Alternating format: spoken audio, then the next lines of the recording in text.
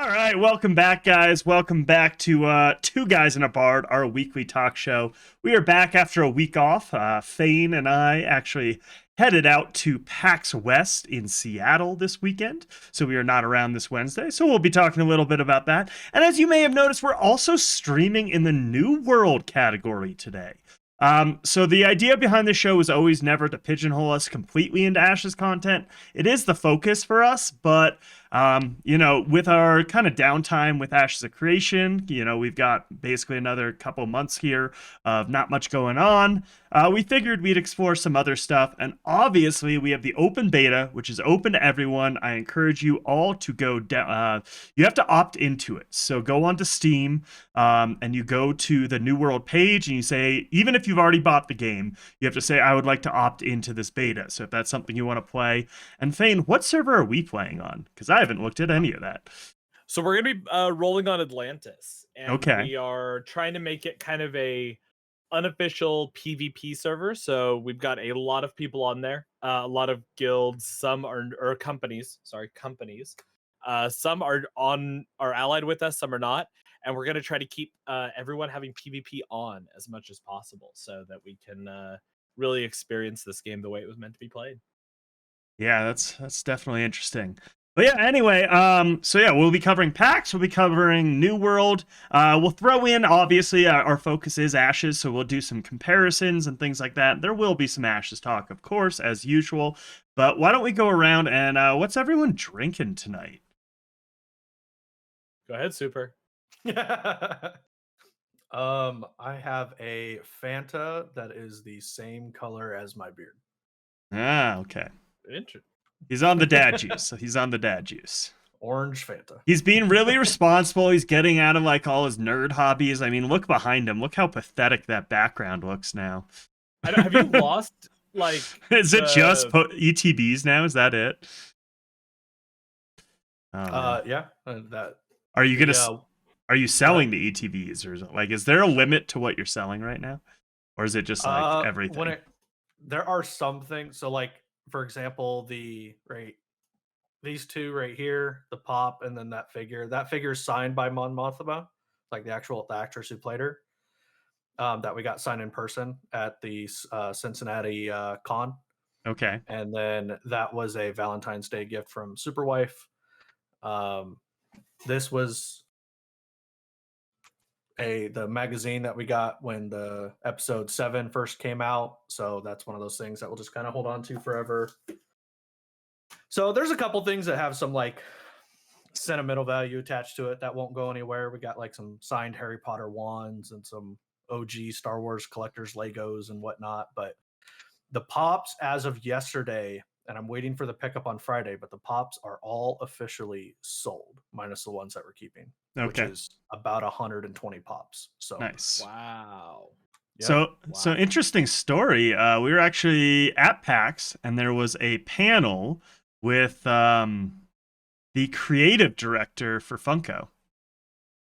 And nice. So she was there, and it was a panel about networking and gaming and stuff like that. But it was pretty interesting because she started out as like an executive trained chef and then moved somehow into that space and now is in charge of the whole creative side for Funko. That was interesting. Yeah, they were very. I'd be curious to. Did she say how long she'd been working for Funko?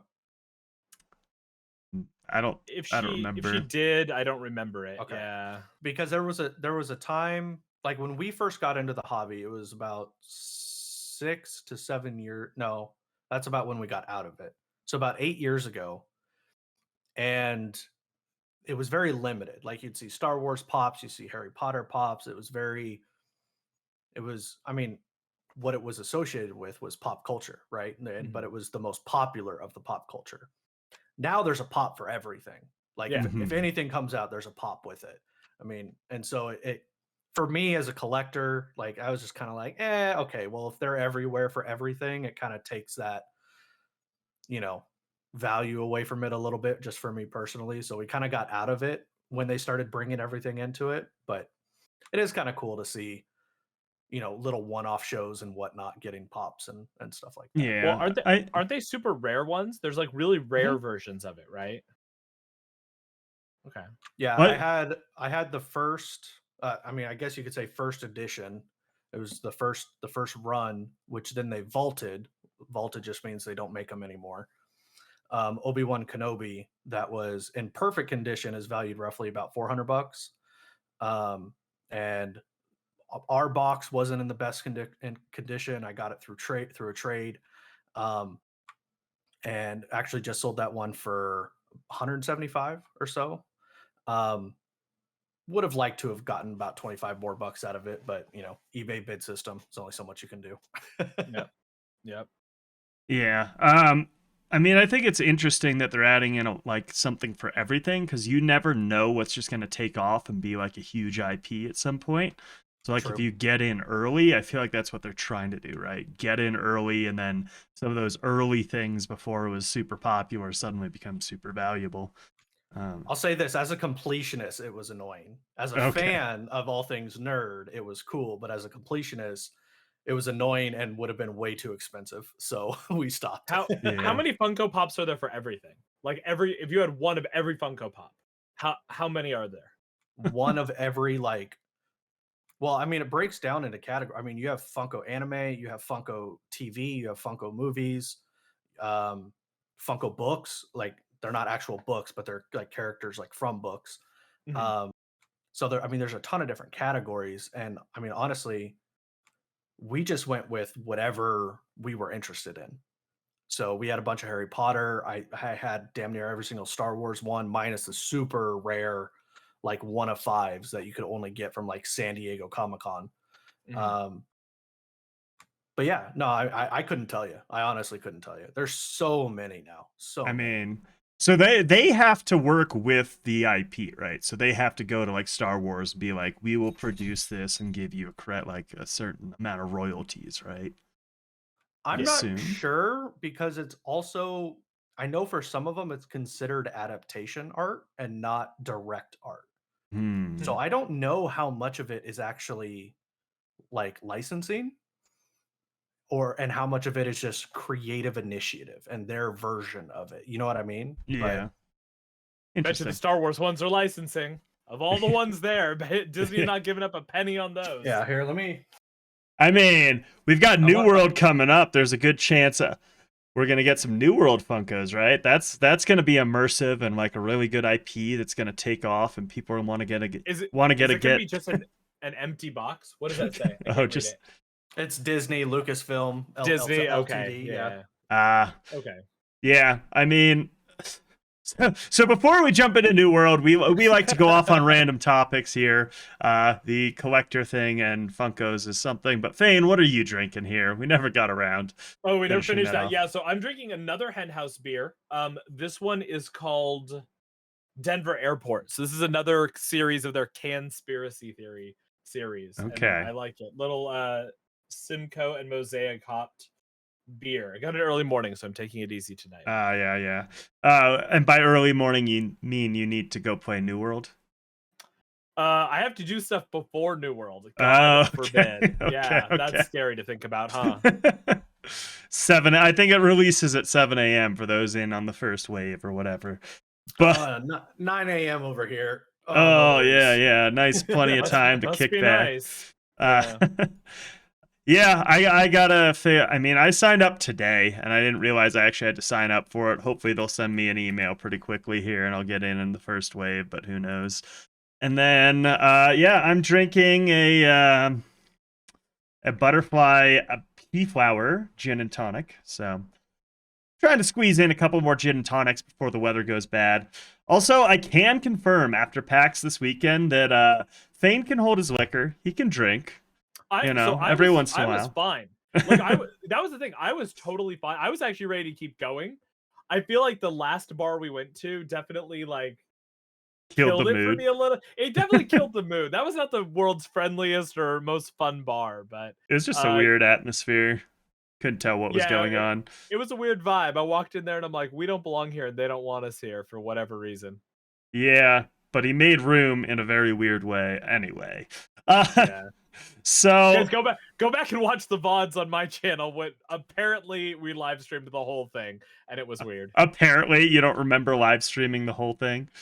I thought I turned off the live stream a lot, No, you like didn't way turn off the before we live did. stream till we were in the dessert place, like the last thing. And dessert place was good. That was Yeah. good. That's what we needed. So what topic do we want to broach first? PAX or New World? I feel like maybe New World first, and then as we devolve into the night, we can talk about PAX. No, absolutely. So with it coming out, I know that a lot of guilds are planning some really interesting, aggressive, almost type of situations. Super, I want to kind of reach out to you. Is Virtue officially adopting New World at all? Yes. So, do you want to give us, without breaking any super secrets, do you want to give us an idea? Kind of how are you guys tackling New World? Is this kind of just a Ashes of Creation waiting room for y'all, or? Yeah, it's very much it's something that going into it, we didn't really think we needed to set up like a chapter or charter or Mhm. anything for it. It was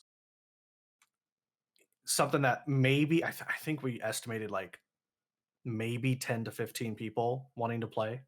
Okay. And even within that, some casual people and whatnot. So we weren't really looking to create anything solid or anything like that. Well, we went Mhm. into the closed beta about a month ago, and then we were sitting at like 40, then 50, and I think we ended around somewhere in like the low 50s Okay.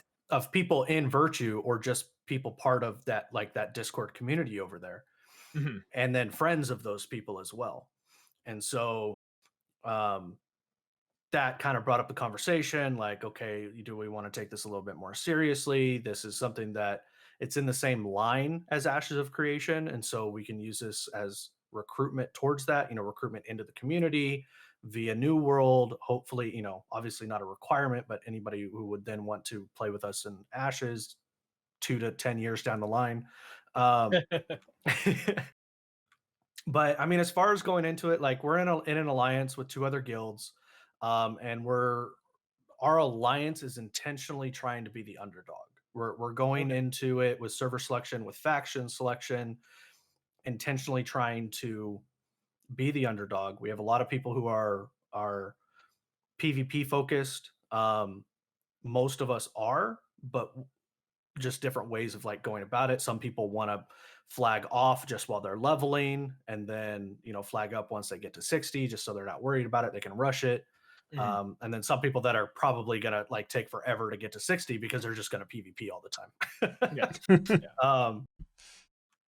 But between our alliance, I think the other two guilds in the alliance are gonna go for a settlement right off the bat. We've opted not to, but we do plan on like attacking as soon as possible. So we'll probably be within, probably be one of the first companies initiating an attack on a territory. Um, but we figured the 100,000 gold would probably be better spent later on, and have the members hold on to it. But again, we also, I mean, between the alliance, we have the fewest amount of people in our company, um, and so we're like, you know what, if they're gonna go for it, that's fine. As long as your faction holds it, that's all that really matters. Yeah. Ultimately, unless you're just looking for some clout. Uh, Um, I mean, the easy recall is pretty huge. for sure. Yeah, no, there's Yeah. definitely That some was there's the definitely biggest some benefit benefit. I saw from it, was the, like, especially owning a house for with half taxes, using that recall and then the cheaper recall. Like, between those two things, it, like, that movement was just huge. It was so Ab- beneficial. Yeah. Absolutely. But beyond that, and having a couple of people who are the quote unquote kind of designated engineer people right off the bat, Mhm. just for those who want to funnel, we haven't like come out with any like guild mandates or anything like that saying, hey, you need to, give this amount of gold or X amount of resources. There's no internal guild tax or anything like that. Um, we're going pretty loose with it, and just, a lot of us, we really haven't gamed together. Unless it's like just some casual like Friday night community night or something like that. We haven't really played something that requires a little bit more coordination outside of like alpha test ashes. And so using New World as an opportunity to kind of get to know each other in game, because we know each other outside of game, which is actually very weird for me in a community. I usually know people in game before I know Yeah. them better as a person. Yeah. And so we're kind of going a different approach with it, which I actually kind of enjoy. But from the hardcore asshole side of me, I'm kind of like, all right, let's see who can put their fucking money where their mouth is. Let's see how fucking hardcore these motherfuckers really are. Well, and we've talked about that before, right? Which is a lot of these people who think they're hardcore gamers aren't really as hardcore as they think they are. It's like, yeah, they have a different definition of hardcore than some others. but I think it's also the game you played, right? Like if you Sure. played a very sweaty PvP game, or not just like not like a PvP game like a MOBA or something, like a one match PvP game, but like an overarching PvP game like some of these sandbox MMOs and Rust and what's that dinosaur one? Ark. Oh, Ark. Yeah, like oh my god, some of the Ark players are so sweaty.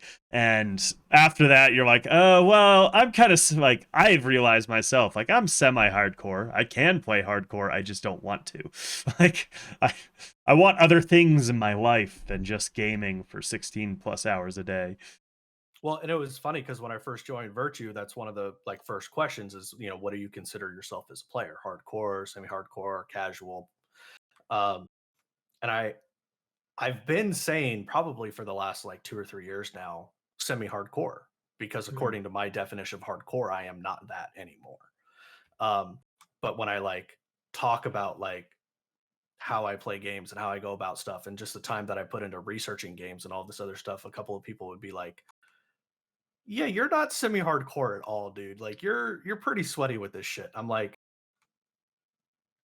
"Yeah, but just by sheer definition, I can't say like I'm not doing what I was doing before, so I can't say hardcore." Like, so it's yeah, there's Wizzy right there. Yeah. Yeah. She was one of the people that pointed it out. Yeah, I mean, it is very much semantics on terms of what's hardcore and semi-hardcore. I mean, for most games, you would be considered hardcore. I would say that for sure. Yeah. But then you look at some of these games, like, that's nothing. You only put in 40 hours a week? Oh my God. and that's what's crazy is I know that there are people out there who would look at me as a casual compared to what their level of hardcore is. Even to me at my peak, they would still think that that's casual. So I mean, it's very, as Ashtek said, it's very ambiguous. Like it's it's how you define it for sure. Mm-hmm. So Yeah, I was gonna say, what do you guys think? So we've got what the 9th through the 12th, so 3 days. It ends on Sunday. Wait, it is the 9th through the 12th, right? Yep. 12th is Sunday, so like, but It ends at midnight on Sunday. Okay, yeah. so it's basically 4 days, really. What do you think we're gonna see in this? Anything new, or is it just nothing new. I don't think we're gonna get much new. I mean, they've even come out and said that it's kind of primarily focused around server side stuff. They wanted to make sure. Now, did they? I remember reading somewhere that they were talking about upping the server to 2,000 as opposed to 1,000. Yeah, they did that with this test. Yeah, with this one coming up, right? That's Mhm. they're going to test that out. Okay. So I think that's going to be the biggest thing, and I mean that'll take our alliance from a third of the server to a sixth of the server. So Mhm. which and for what we're looking for out of content within New World, that's going to be good for us. But it'll be interesting to kind of see the faction dynamics. I mean, you think it would just kind of scale appropriately, but who knows? Do you think that that's too small of a server? Because that's a concern that I've heard from a few people. That when you look at how many settlements there are, I mean, I get that there's strategic settlements and just kind of blah settlements, but at the end of the day, there's almost enough room for every company to have a settlement here, right? Once we see the full map, when it's fully released and all that. That's assuming that those northern territories will have settlements. That's true. That's a fair point. Because even right now on the beta map, it's settlements and then enemy territories that are uncontrollable. or at least not in the same definition of what those southern settlements are. Yeah. So we don't know. I think what I had thrown this out there, and it kind of just getting off topic a little bit here, but I had thrown this out there, and what would I thought would be cool is that if on the launch of New World, it's actually an entire another starter zone is that northern territory, and you have all new beaches, new landing zones, new areas up there that we haven't seen, we haven't tested, kind of like what Ashes is doing, where we're not going to see the other continent, Mhm. and have all of that over there. And if they have that, I think that that would help spread out uh, faction control and fights and territories and whatnot. And then kind of the center is that high level zone, and that's where everybody meets. That's where a lot of the PvP is going on.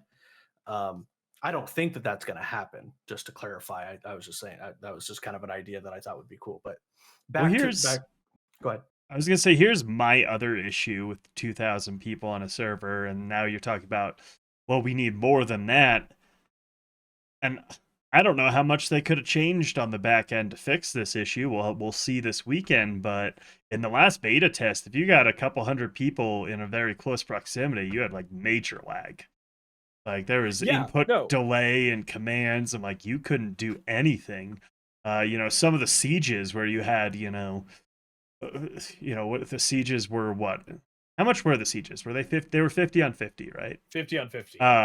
And you'd get like 2/3 of that 50 on 50, so you'd have like 30 to 40 people all trying to capture one control point, and it would be this laggy mess. And that's an instance zone. Like, I know they keep saying it's supposed to be in the real world, but no one else can log into it or anything. So in my mind, that's really just instanced. I don't know. I don't know what to expect with double the number of people on the server. Like, I'm But a once we little get the worried. full once we get the full map, right? We're going to see a lot of people spread out. Everyone's going to find their own little niche in the world. And with the size, like just the between the movement speed and the size, I think that it's going to be really interesting to see how these people spread out and how empty the world. I think the world's going to feel pretty empty. I think those starter zones will feel pretty empty with only 2,000 people. The It's other going to fear, take a week though. Like it's going to take some oh, time. Yeah. 100%. But the other fear I have too is, well, with that being said, will those zones end up being dead and everyone will then reconsolidate? I don't know. I think some of the starter zones will be fine. Like Everfall is kind of centrally located. Mhm. I see that being one of the central hubs. And I mean, we're not gonna. I mean, we have 4 days for this test, so we're not gonna see much. But moving forward, yeah, as you move into these high level 60 areas and all that, you don't want to be running around doing stuff, doing quests and all that in low level zones because you're not getting the resources you need. At least from what I can tell at the moment, there's no use for low level resources, right? At a certain point, you just want the Yeah. higher level stuff. Outside of grinding those like initial things, and because like Final Fantasy 14, you can do everything on one character, right? This isn't a game that necessarily encourages alts. Because Mhm. I can max out all of my weapon skills. I can max out all of my crafting. I can do all of this on one character. And because of that, is there any value truly in even making an alt? Yeah, I definitely agree on the alt side. I mean, I would say that it actually actively de-incentivizes you, and we even see that from the server selection side. You can only Mhm. have one character per, not per region, but per what's the word that they use? Cluster within a Cluster, yeah. region. Yeah. So they're definitely de-incentivizing alts, which I think with a game like New World, the way that they have, like you said, the way they have the character set up, you can do everything on one character. um, when it comes to crafting, you want to specialize a little bit because resources get used in multiple various crafting professions. Mhm. um, or like the same resources will get used over multiple crafting professions, and so if you're trying to master too many at a high level at the same time, you're just not going to get there as quickly as somebody who's honing in on one or two. um, And you actually see that. I tested that out last test. You actually start to feel that around like 75. You really start to feel it slow down considerably. Um, so I mean, like for myself, I'm going full bore engineering, and I'm gonna like dabble in furnishing on the side. Yeah. Um, but I the the problem that I see with, especially from the gathering side and getting the resources, is you do still need some of those lower tier resources for the higher end crafting, because you need that lower tier to be able to like smelt down, for example, like the next highest tier. So like star metal still needs steel. The steel still needs the iron. Yeah. Like so, there is that chain of gatherable that you can't just go out and get steel. You need iron to get steel. Um, so that and that's fine, but the higher level areas also have iron. So you're getting the orichalcum, you're getting the star metal, you're getting all of that higher end stuff while Yeah. in an area where you're still able to get the lower tier resources, but in the lower tier zones, you can't get the higher tier resources. And so basically, they're going the path that almost every single other MMORPG has done and making their starting zones useless at a certain point. Yeah. Um, And based on the progression, not a very far down the road point, like 3 yeah, weeks in. Yeah. yeah. Not honestly, not even. Like I Yeah. think talk about somebody who's gonna, somebody no life's the game for a week. If they're level 60, they have all of their gathering up to 200. Like they're done. Like they don't really need to go into Yeah. those low level zones for a while for Well, really anything unless it's something a very very specific quest or an instance. well, my Yeah. concern too is the fact that I mean, even after you've crafted your best in slot gear, if you've crafted it, what we saw from talking to like a bunch of people in Envious who had hit 60 and were looking at the best in quality gear, there's like a couple, like I think the legendaries, there were some legendary items that were crafted, and then everything else was random chance drops from like expeditions and stuff. So your bet, like basically none of your best in slot gear was from crafting. And yes, it's a random chance. Like yes, you have to do it until you get the right stat drops, and you can kind of tailor that a little bit more with crafting. But for any gamer, they're going to go ahead and run that thing over and over again until they get their best in slot stuff. And once you have that, what is the use of having any of this craftable stuff?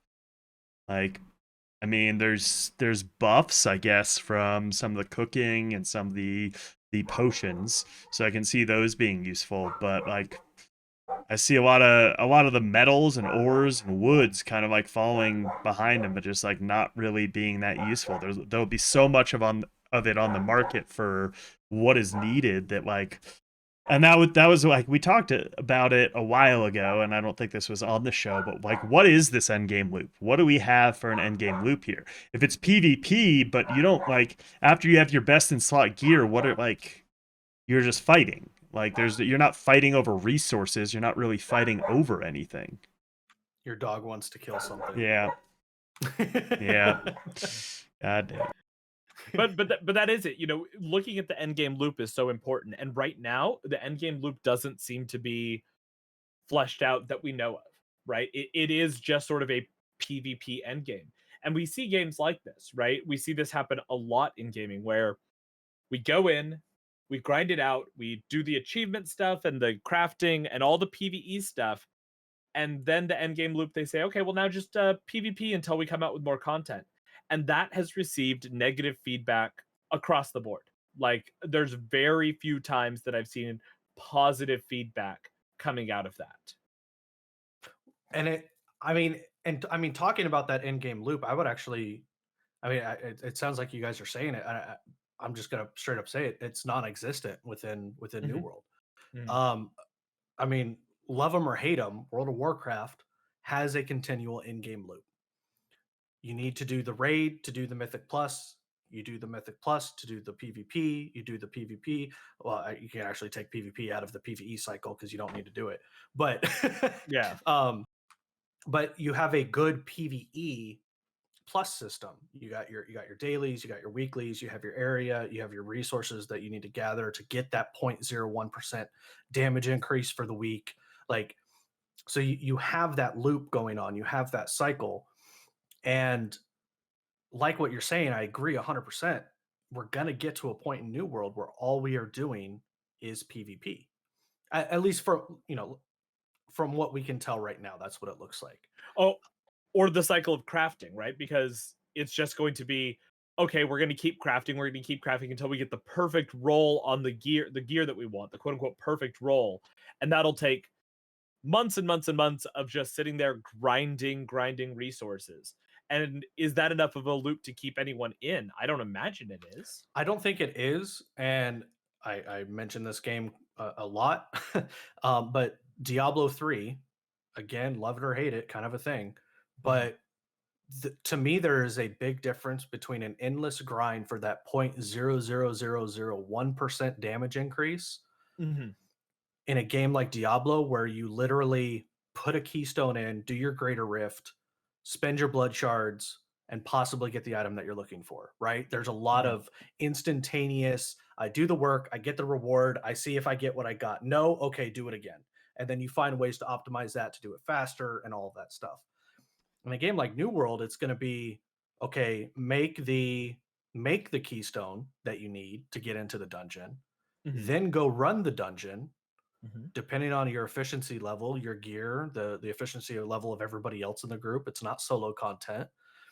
How quickly you're able to do that, to me, and maybe it's just because it was kind of first time going through it, but I feel like the instances will take too long for it to feel like it's an efficient loop cycle.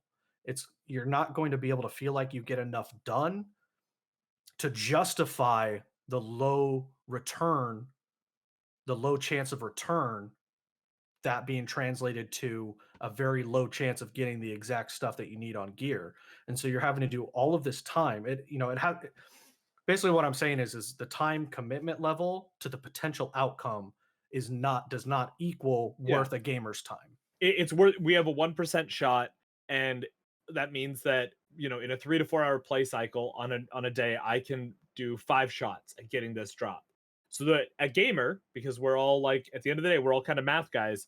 Oh shit, that means I'm gonna have to spend 3 4 hours a day for the next 20 days to Yeah. mathematically have a shot at this. Like, that's the on the average what this is going to take me. And at some point, is it just going to be like, okay, well, I'm just going to find something else to play, because this is it's starting to feel like dailies and weeklies here. Now, if it were to be, I could do it 20 times a day or 30 times a day, and then that average was the same, I think it would feel better. Like, again, it just has to do with the time in versus reward out equals, is it worth my fucking time?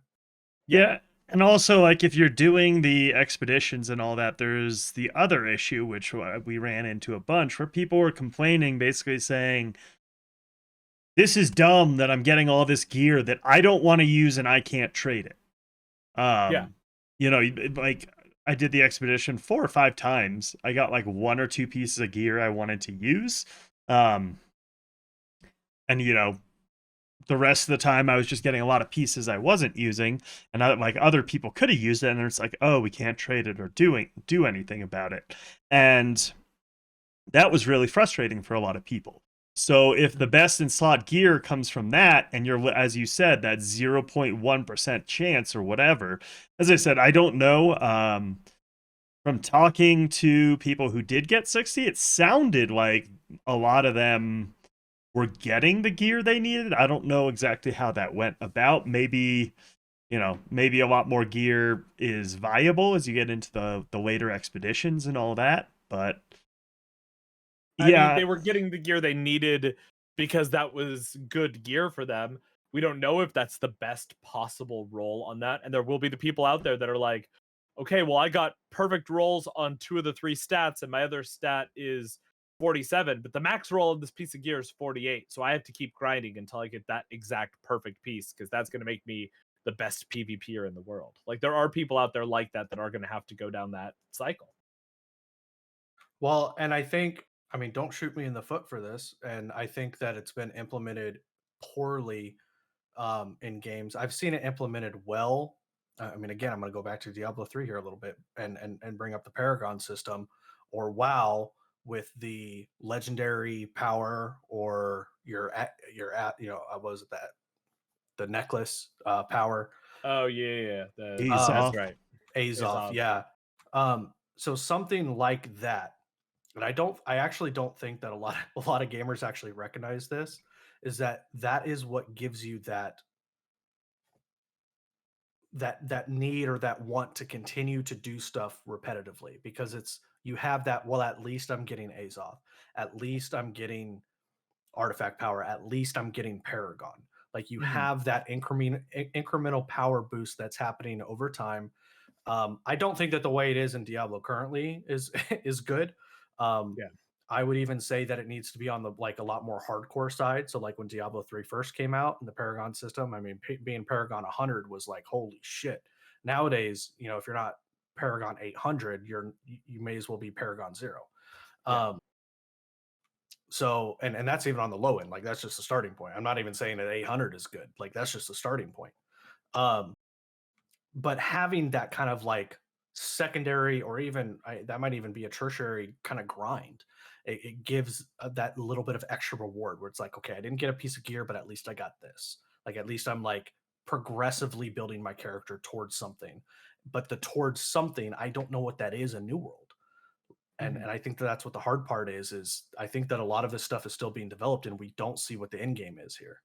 Yeah, I think part of it, as I said earlier, was there doesn't seem to be that much benefits from owning like a town. Like there's some benefits. It's kind of nice, but ultimately with being able to turn off PvP, you're not really fighting for anything. You just turn off PvP and you go farm or do whatever you want to do. So to me, I'm not really sure what the end game loop is going to be, because there's going to be plenty of people who just run around with PvP turned off and they end up farming everything they need for their end game gear, however they end up achieving that. And at a certain point, the rewards for continuing to farm your end game gear, the diminishing returns kick in. You don't want to do that anymore. And so then you are like, well, now what? Well, now we PvP. Well, what are we PvPing for? Well, what we should have been PvPing for was the resources, like getting access to this gear, to like the resources or the expedition or all the stuff that we needed to get this gear. But now we have the gear. It, Mhm. we're not fighting for anything at this point. So there's no reason to Yeah. PvP unless we're just going at it for fun. And then, that's ultimately not going to last. So people are going to quit. I think I've said it before, but with New World, I feel like the game is beatable. And in any game, any MMORPG where I feel like you can beat the game, legitimately beat the game, there's nothing else you can do. You've reached the peak, you've reached the highest of highs. Like, whether it's Skyrim or Knights of the Old Republic or whatever RPG you want to put there, once the game is beaten, the only thing there is to do is to go back and play it a different way. But with the way that New World is set up, is you can play it every way on one character. Yeah. And so I think they've kind of shot themselves in the foot, not realizing that they don't have a looped end game, and not having that looped end game and then also allowing our characters to do everything doesn't incentivize us to go and create another character, because I can take my level 1 spear, my level 1, like I have, I haven't put any time into a spear. If I want to try out the spear for a little bit, I go kill a couple of level 65 things. That's going to get maxed out super fast because that experience scales based on what you're killing. Mhm.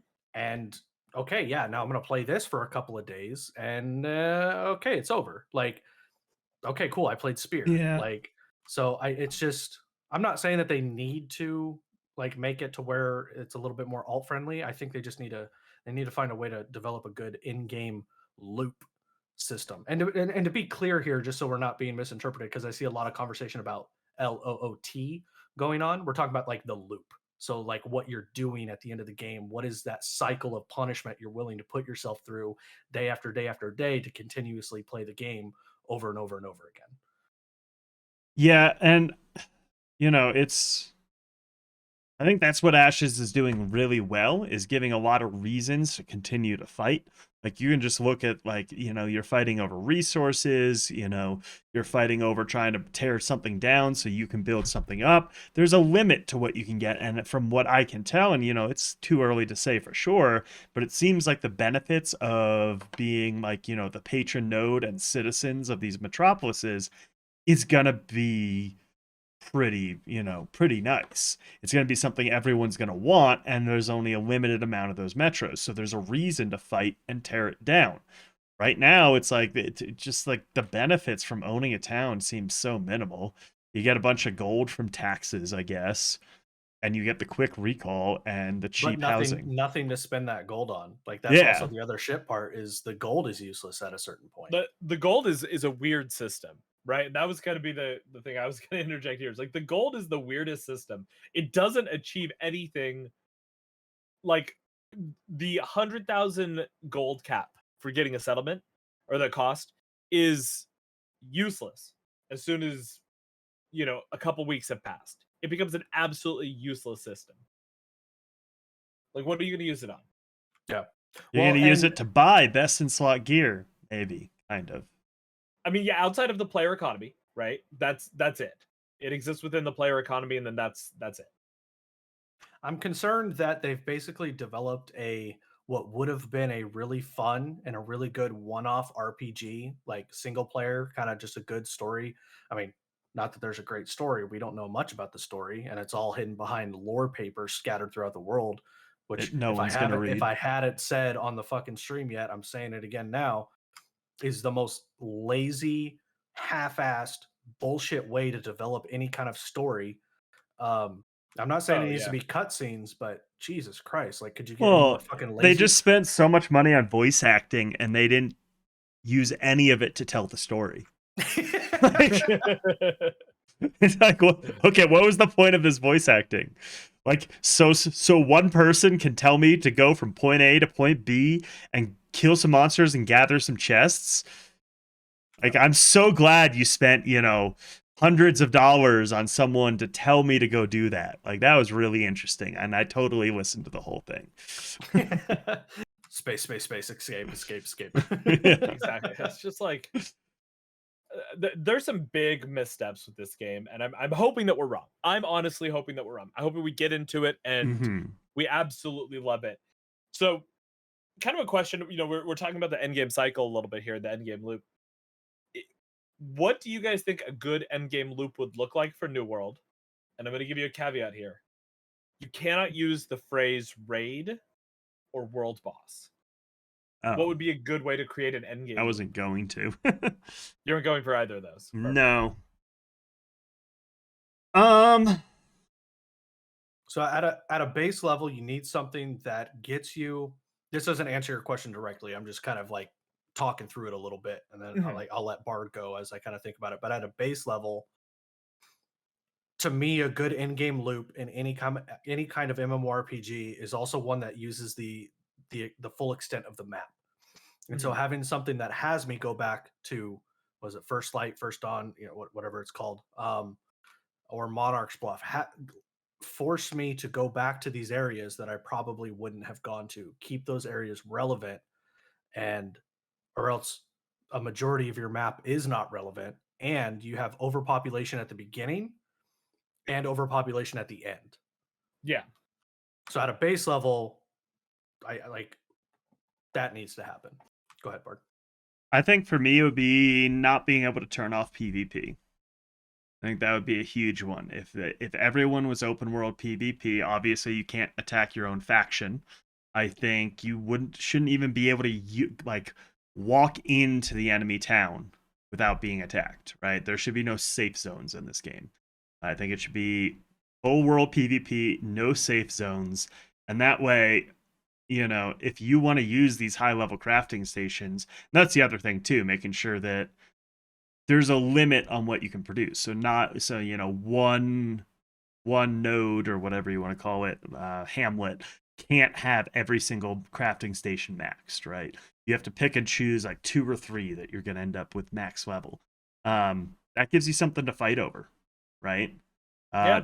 The only issue I see with that is with the faction system, you need to be able to transfer between factions and things like that, because with a cooldown or something, because otherwise one faction will dominate and then it'll become no fun. So playing like that would be a lot of fun, but I don't know how you keep the server population healthy and keep it from one faction just taking over and winning and everyone else just because the power creep at that point when your faction has, this many different, hamlets that all have everything you need to create the max stuff.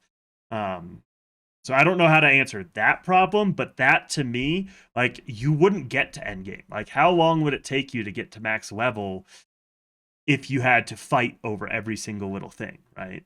Yeah. And then what I would say is like make the starter hamlets not ownable by any faction. So you can come in to any like as anything, and those are just big PvP zones. Then as you branch out, they start getting owned by factions. I think that to me, that wouldn't solve the end game. Well, it would solve the end game loop because you're like it would just take you so long to get to that end game, right? Even once you get to level 60, you're still having to fight and like figure out how to get the resources for your best in slot gear. Mm-hmm. Okay. I think from that approach, and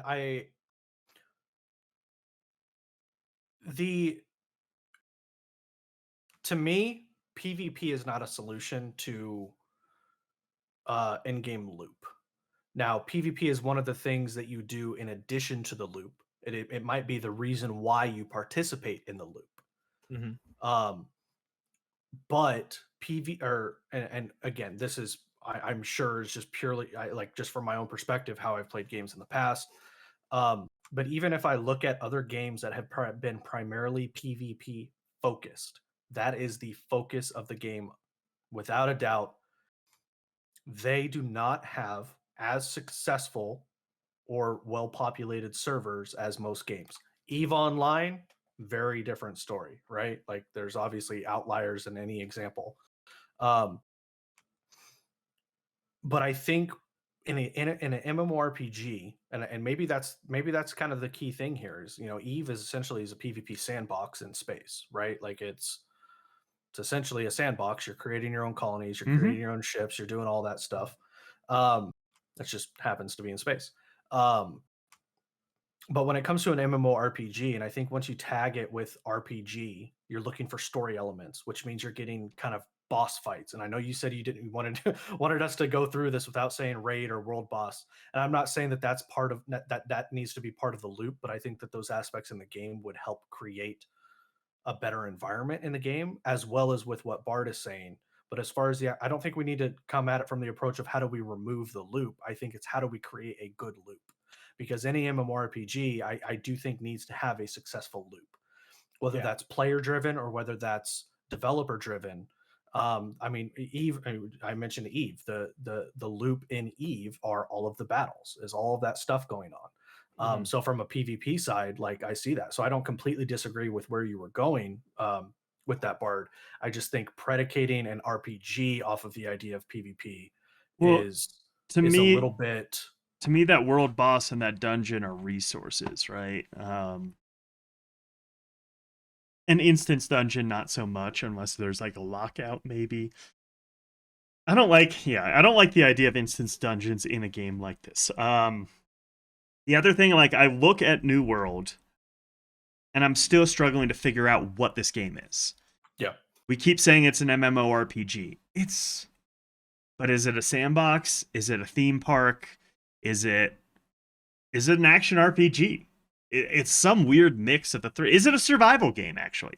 It's got elements of all four of those, but doesn't mix them well, and it doesn't do anything that well. And, once again, this is speculation, right, guys? We haven't gotten into it. We haven't seen the endgame loop yet. This is from what we've actually seen. But as I said, right now, there's no incentive to turn PvP on when you're in the world. Literally zero. You don't get anything from it. And that, to me, ruins a sandbox game. Well, and I think that comes from... I mean, here we don't know their direction because honestly, they don't know their direction because I mean, we've talked about this in other shows where it's they haven't had a clear direction really from maybe they did on day one, because what New World was supposed to be versus what it is now, they had clear direction then, and then they listened to a lot of the community, which I think is fine, but they kept trying to keep they either needed to say, "Screw you, community, we're building the game that we want and we hope that you like it," or they needed to abandon what they wanted, and because what they wanted at the beginning was so different than what the community wanted. And I think that they tried to integrate those two things together. I'm not saying every game development should have this approach.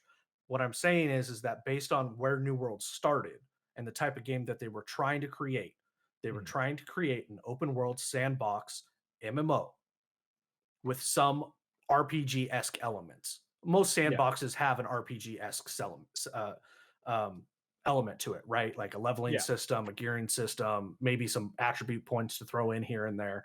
But then I feel like they got like a lot more into the story and a lot more into the RPG side of stuff than maybe they initially intended. And then with that came the expectation of dungeons, probably because of WoW and other Yeah. games like it. And so they went from one style of a game to another, but they never fully transitioned to that new style. So it's just, I don't know. Like it's definitely going to be interesting because I would argue that they can't define themselves as a game, let alone us I would define love them as a game. I'd love to hear the developers give an elevator pitch about what New World is, honestly, Here, because I think that a actually, lot of us are confused. I I've actually never. figured this out, guys. I figured out what the end game loop is. Figured out what's going to keep us engaged until Ashes of Creation comes out. It's talking about how the game doesn't have an end game loop. Boom. I love it. we can loop this all day long. Sorry It- to interrupt there. No, it's probably I mean it's probably actually true, right? Because if your player base is as confused about this game as I feel that I am, like I'm not confused about what the game presents as, but I think super, you hit a really interesting point there. Is they said they created this kind of sandbox PvP game, and then they said, well, no, we'll add more PvE in, and I think that their interpretation of that was voice acting and a storyline of some sort and spreading some pages everywhere. And okay, we'll throw some dungeons in there. I don't think that they actually understand what people are looking for in a PvE style game. And it's certainly not Super Sandbox. Well, because again, they created a PvP game, and then the PvE community started giving feedback. Mm-hmm. Yeah. So, Which, go ahead. And I was gonna say, like, this is something that at our PAX panel they kept talking about. They kept talking about the future of MMOs and where it's gonna go, and they talked about the unfortunate cycle of MMOs right now, which is release content and then it just dies. And I Yeah. think getting frame drops right now.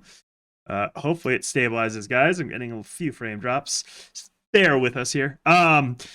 So they kept talking about basically saying that it's going to be player driven content. Well, player driven content for the most part, there's two ways that I look at this, and this was our biggest fault with that panel. Was they kept saying, oh well, the future of MMOs is going to be player driven content. They kept referencing things like Minecraft and what was the other one? Roblox. And we were like, why do you keep referencing this? Like, that's great. Yes, they're player driven content. Yes, they're big games. Yes, they're fun and engaging for people, but you never actually said how to incorporate that into an MMO.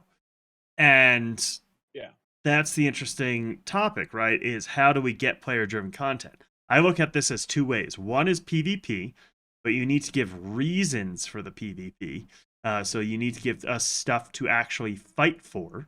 And then the other one to me is mods and allowing people to come up with their own gameplay styles and loops. So to me, neither one of those have been accomplished by New World, which is supposed to be the sandbox player-driven MMO. Yeah, so I want to talk about a 2D MMO that I played way back in the day. This was released in the late 90s, and there were 4 classes, very basic, mage, poet, rogue, and warrior, and they all had these player-run subpaths.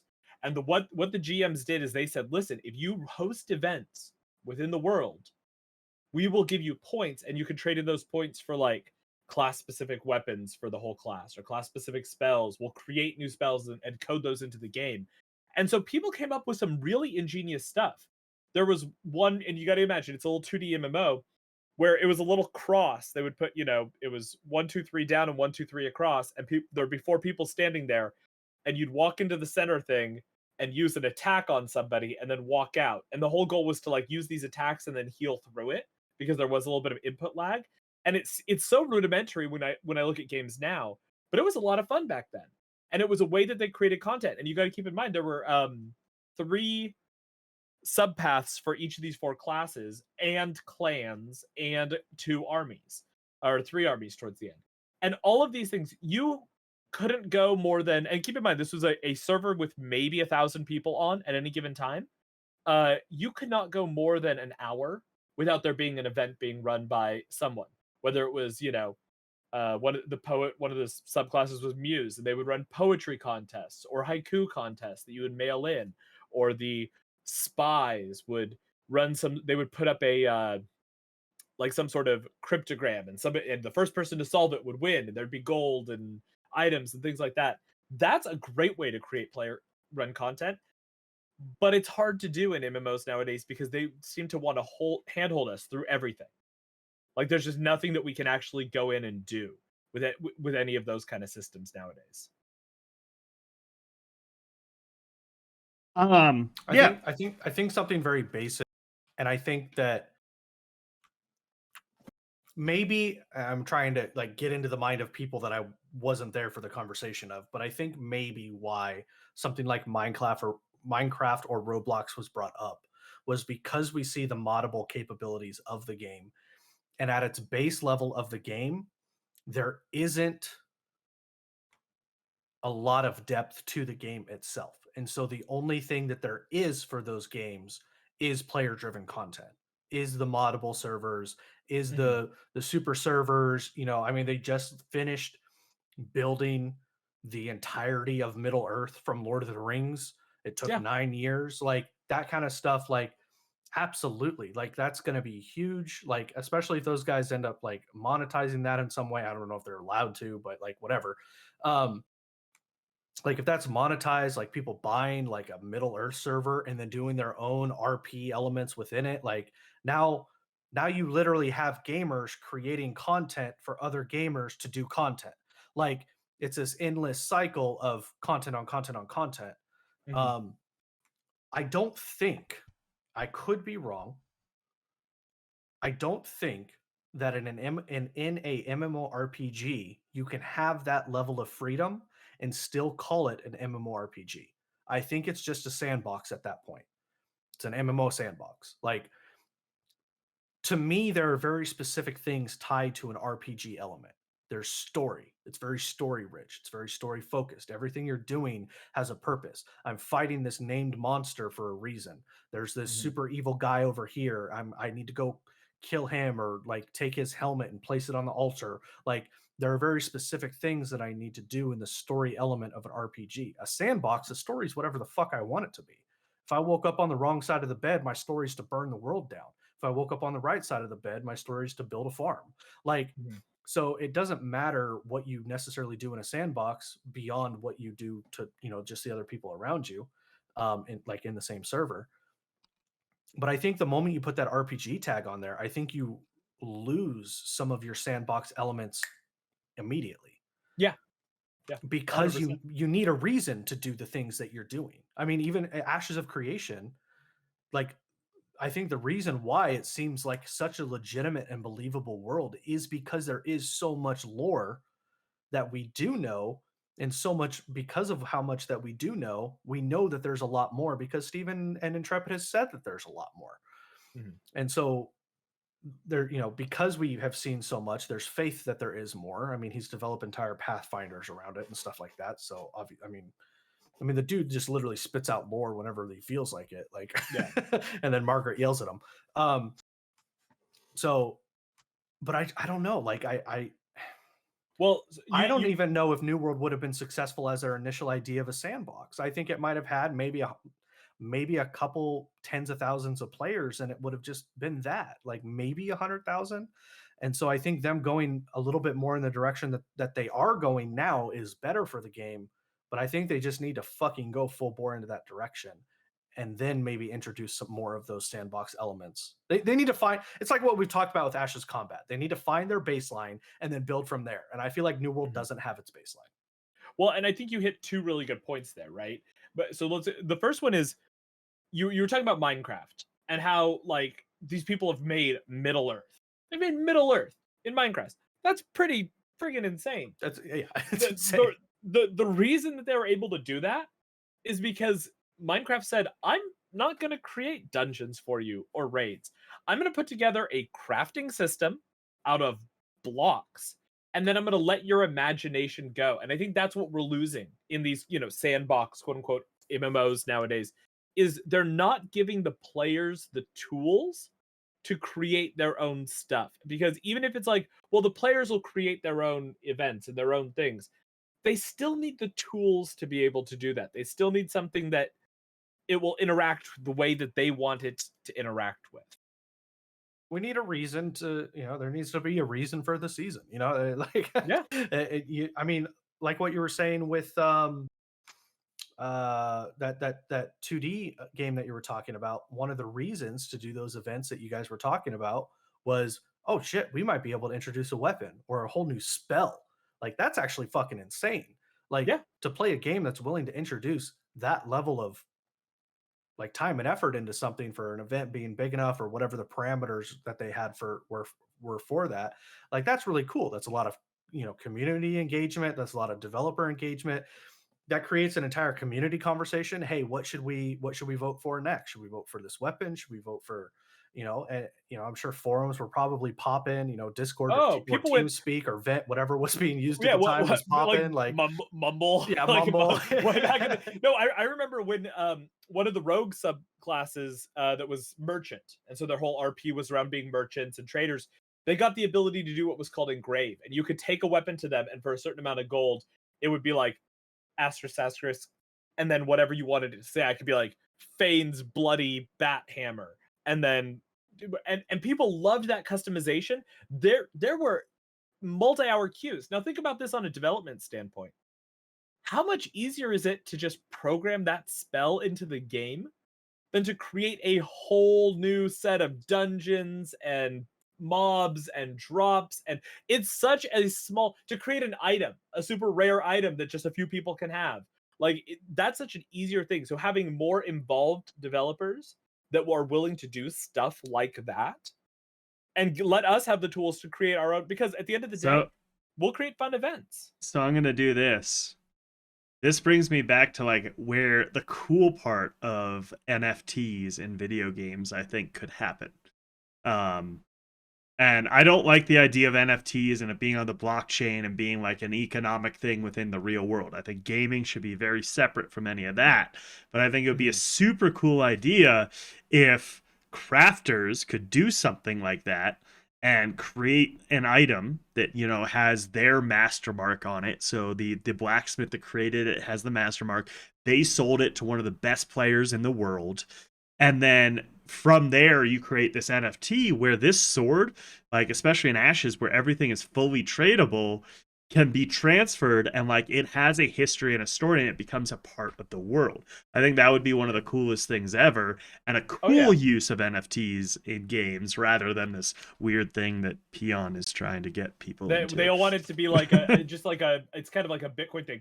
I mean, if you really want to look at NFTs for money, and everyone's like, this is this revolutionary idea. The hell are you talking about? CSGO's been doing this for years. Yeah. Skins are literally just NFTs traded for money that are limited and harder to get. You're not guaranteed to get the piece. It'd be like walking into an art gallery and being like, I would like one art, please. And they spin you around 3 times, and then you go pick out your piece, right? There is that kind of gambling sense to it for sure, which is obviously frowned upon in a lot of countries, and there's a lot of laws against it. But I agree 100%. You do. I mean, imagine this. And then people could take their own value in it. I create a legendary sword, and I say, you know what? I'm never going to create that legendary sword again. I'm only going to allow there to be one of those epic swords, and it'll say "made by Fane" at the bottom, and that becomes kind of like you said, an NFT in its own right.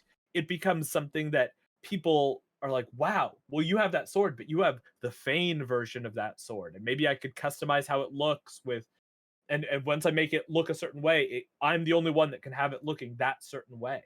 Well, Like and then things if like it that would be looks so really interesting. good, then that's more content for you, because then people are going to be like, "Yo," people are going to be sliding into your DMs like, "Hey man, can you make me the fucking legendary bow of Arthas or something like that?" And it's Mhm. like, but can you put your spin on it? Like, I want the Fane version of the bow. I saw your sword. I want your bow. Yeah. Um, and to be clear, like with, even though it is very meme, and I think it is very meme because of how it's been approached more recently. Mhm. I think NFTs within games is actually going to be a sense, in some sense, kind of the future of what we see, especially when it comes to MMOs. Yeah. Now, what we need is we need a non-money grubbing game development company to be the one to create it. Yeah. Well, and so the interesting Because thing is you if can't. the focus is on the money, sorry, just to finish the thought, Yeah. if the focus is on the money, then I don't think there will be enough focus on the game and creating something that is good. Look at Dream World, all the bullshit going on around that. They have an amazing idea for a game. They really do. Everything that we've talked about in a player driven sandbox type of game, Dream World. By the way, if anybody's looking that up, I am not promoting them. It's a fucking scam. Screw those guys. Um, but the idea of what they are trying to do is what I think would be really good in an NFT type of environment for an MMO sandbox game, whatever. But the focus there is the money. Those guys are just trying to make some money. We need a game development company to create a really good game and then Mhm. develop the NFT off of that. Yeah, and so it's interesting, and I want to bring up with what Woodchip is saying. Do not bring blockchain or NFTs to AOC. I'm not talking about your traditional sort like form of NFT. Like this is something that's only in game. Technically, it's an NFT because it's like a one of a kind. And like by blockchain, the blockchain can literally be like its ownership, right? So who has owned this in the past? So basically, once again, I'm going back and talking about okay, so this Masterwork Smith has made this amazing. Let's just say it's a rapier. Um, that rapier goes to some famous streamer. Um, they use that rapier to get a bunch of world firsts or whatever. Or not even a streamer necessarily, like just a top player in the game. They use it to get a bunch of world firsts, all of that stuff, and then they go and they're like, okay, well, I got an upgrade from doing some amazing content. I'm ready to sell this thing. Well, Yeah. now that thing should be a one of a kind thing, and not in the sense of what we're talking about NFTs that are sellable in real world money, but something that is a unique item in this game because of its story that can be tracked. That's the blockchain for it. The Yeah. blockchain would be its story in some way to keep someone from, or keep, say, the Master Smith from saying, oh, well, we made this one of a kind thing. This is now worth so much money in game. Only in game is what I'm talking about here. This is worth so much money in game or so much, valuable resources in game because of its story. Well, I could put my masterwork symbol on another one and somehow fake this. There needs to be like that's what an NFT is, right? And that's what blockchain is. It's a way of stopping anyone from faking the product. Basically, there's only a certain amount of them, and you can tell because the blockchain is verified because you can track what's going on with it. So that's what I mean by NFT or blockchains. I'm not talking about like real world tradable stuff like that. I'm just talking about these one of a kind, super cool, super unique items. And like for a legendary, for example, right? Um, a legendary is an NFT because it just can't be made again. There's no way in the Yeah. game for it to be made again. So I think it would be cool to do other things like that within the game, but they have value and things like and collector value because of what's happened within the game. Well, and having some kind of like mark or something. I mean, under Mm-hmm. the rapier example, you could have like a tassel on the hilt or something, and Mhm. every tassel of a certain color is a world first kill or a world second kill. And so Yeah. when you trade that sword or sell that sword in game, it's, yo, look at this sword that I have. It's Yeah, it's the same rapier that everybody else has, but look at this. It's got Mm-hmm. the Yeah. fucking, Yeah. it's got all these marks or whatever on it to show the history of the sword. And I think that would be really cool as well, because then you might happen upon something in the world that has a lot of history on it as well. I mean, there's a lot you could do with that. Well, and so I just had a thought as you're talking about that. So in Ashes, this is go back to Ashes, of course, guys. Uh, we've talked about how like they said they want you to be able to upload your own custom player tavern signs, right? Like it'll be like this is Super's Tavern. And so here's a way that the game can actually make a little bit of money as well. What if you were able to buy a token, and that token gave you one shot at a like a weapon development kit, kind of like a weapon customization thing. And you were able to customize the weapon, and once you customized the weapon in that certain way, that was it. That was the only weapon that could be customized in that way. So, if you were like red handle, green hilt, yellow blade, you'd be the only person that could have that kind of customization. These customizations could keep coming out. And there would be levels of NFT based on how they look. And that would be the same approval process as is, we upload a giant tavern sign, so there's not a giant digidong on the thing, right? And then going off what Super says. So I've got this weapon that was part of these world first kills. Well, mine wasn't part of the world first kills, but mine looks really cool. And then letting the community create the value in those items, right? I've got this sword that's been in all the world first kills, but it's kind of a memey sword versus, well, my sword wasn't part of that, but it looks really good. Where does the community find the value? And I think allowing the community to find its true value would be a really cool thing to do. I mean, that's literally collecting at its core. Yeah. Like there are some things, I mean, we were talking about pops, when we first started the show. Like it's some of those pops are arbitrarily rare because there are so few of them. But if let's say you have two pops, let's say one's Star Wars and one's Dragon Ball, and they're both one of five, and they're both like, but at that point, the community is going to say, hey, this Dragon Ball one is more expensive than the Star Wars one, maybe because it's more niche. I don't know, like it, but it would just be, it would be interesting to, I I guess what I'm saying is I agree. And when it comes to anything that is collectible, whether it be TCG, pop, Lego, action figures, whatever, the community deciding the value is player driven content. Like that is literally, that is community driven content at its core. We are deciding the value of something. Yeah. And because we have to, because we always do it, let's bring it back to the TCG for Ashes. And so suddenly you've got this item that has been created by the players, that has this lore, that has this story within the world, maybe has a unique look, and now you can add that into the TCG as a special collector card, right? So you've got you've got the normal variation of the card, and then with the next set you release it as a special rare variation that is, limited and all that. So you have like the tabard of Nova or something, like not tavern, but the tabard of Nova. And through the countless, victories through, siege defenses, blah, blah, blah, blah, blah. When you play this card, you get a +2 to whatever, whatever. Like, and just having little stuff like that would be really, really cool. Super wins the Ashes of Creation World Championships in the card game. Everyone that participated in there gets a tradable in-game card that it's just a card that anyone else can get. It's no different, but it's gold bordered and it has like Super streamer icon on it. So and that's like completely unique, and no one else will be ever get that. So taking this back to New World, and we're talking about endgame loops because we've gotten off on a tangent, but this is the perfect way to bring it back. We're talking about all these cool things that you can do in a game like an RPG. And, these are, talking about collectibles and this kind of, NFT stuff and all that. You don't necessarily need to do this, but there needs to be other things in the game to do, if that makes sense. And right now, there doesn't seem to be a lot. There's not WoW went into the mount collecting. They went into the pet collecting.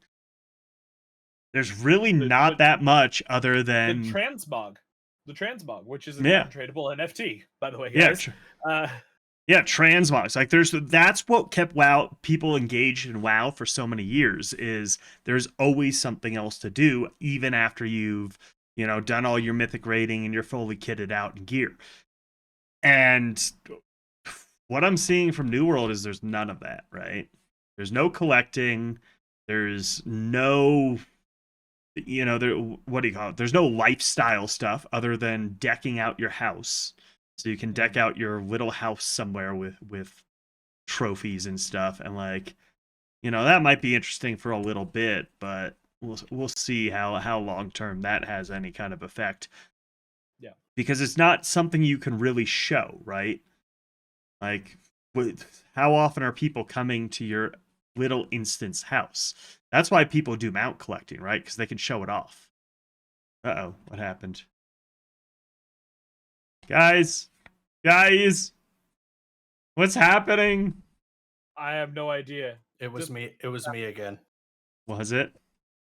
I went to go look at a Discord ping, and I came back and I kicked out Fane. Really? Super is now Super Fane. is so good at kicking me out. I have no idea what's going on. Why do you do this to me, Super? I'm sorry. Turn your cam back on so it puts you back where you're supposed to be.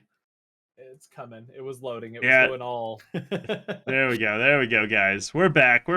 Good old Discord stuff. Yeah, I might switch over to what is it? The Ninja thing, OBS Ninja. But Yeah. just makes stuff like that. When stuff goes wrong like that, it's a lot easier to fix and not have things all over the place. But Dante, I have not watched the Josh Strife Hayes video on New World, but this is just my thoughts in general. The game seems flat, right? You grind out your gear. Once you have your gear, you're just done. There's no reasons to PvP. There's no and this for a game that's supposed to be all focused on PvP, there's just no reason to at all. Like, just turn off PvP and get everything done. Yeah, and honestly, so going back to that, because I think that is a good end game loop. I just want to quickly get this last little bit in, and then we'll stop, because I know we're triggering everybody. We'll stop talking about NFTs, but I think that the customizable NFT thing is so much better than what they're going to do, which is every X amount of days, we put new cosmetics in the shop for you to buy. And because they're not tradable, because of that thing, but people just buy them so that they can say, look, I was here this whole time. I never stopped buying. I've got all of the things, which is akin to like Valorant. When they release, everyone's going crazy over the new Valorant gun skins, and it's like, you've got a gun skin. Overwatch, character skins. I got to get my loot boxes for this skin. The skin thing is being seen more and more as just a cash grab, which it is, right? And I can appreciate that these games need that to survive to some extent, but I would much rather see the classic subscription, but you have to back that subscription up with content. Yeah. Well, and I think I can't remember who said it earlier, but if it's a subscription-based game, if you have NFTs and a subscription, like, okay, now you're starting to double dip a little bit. Now you're getting a little greedy. Like,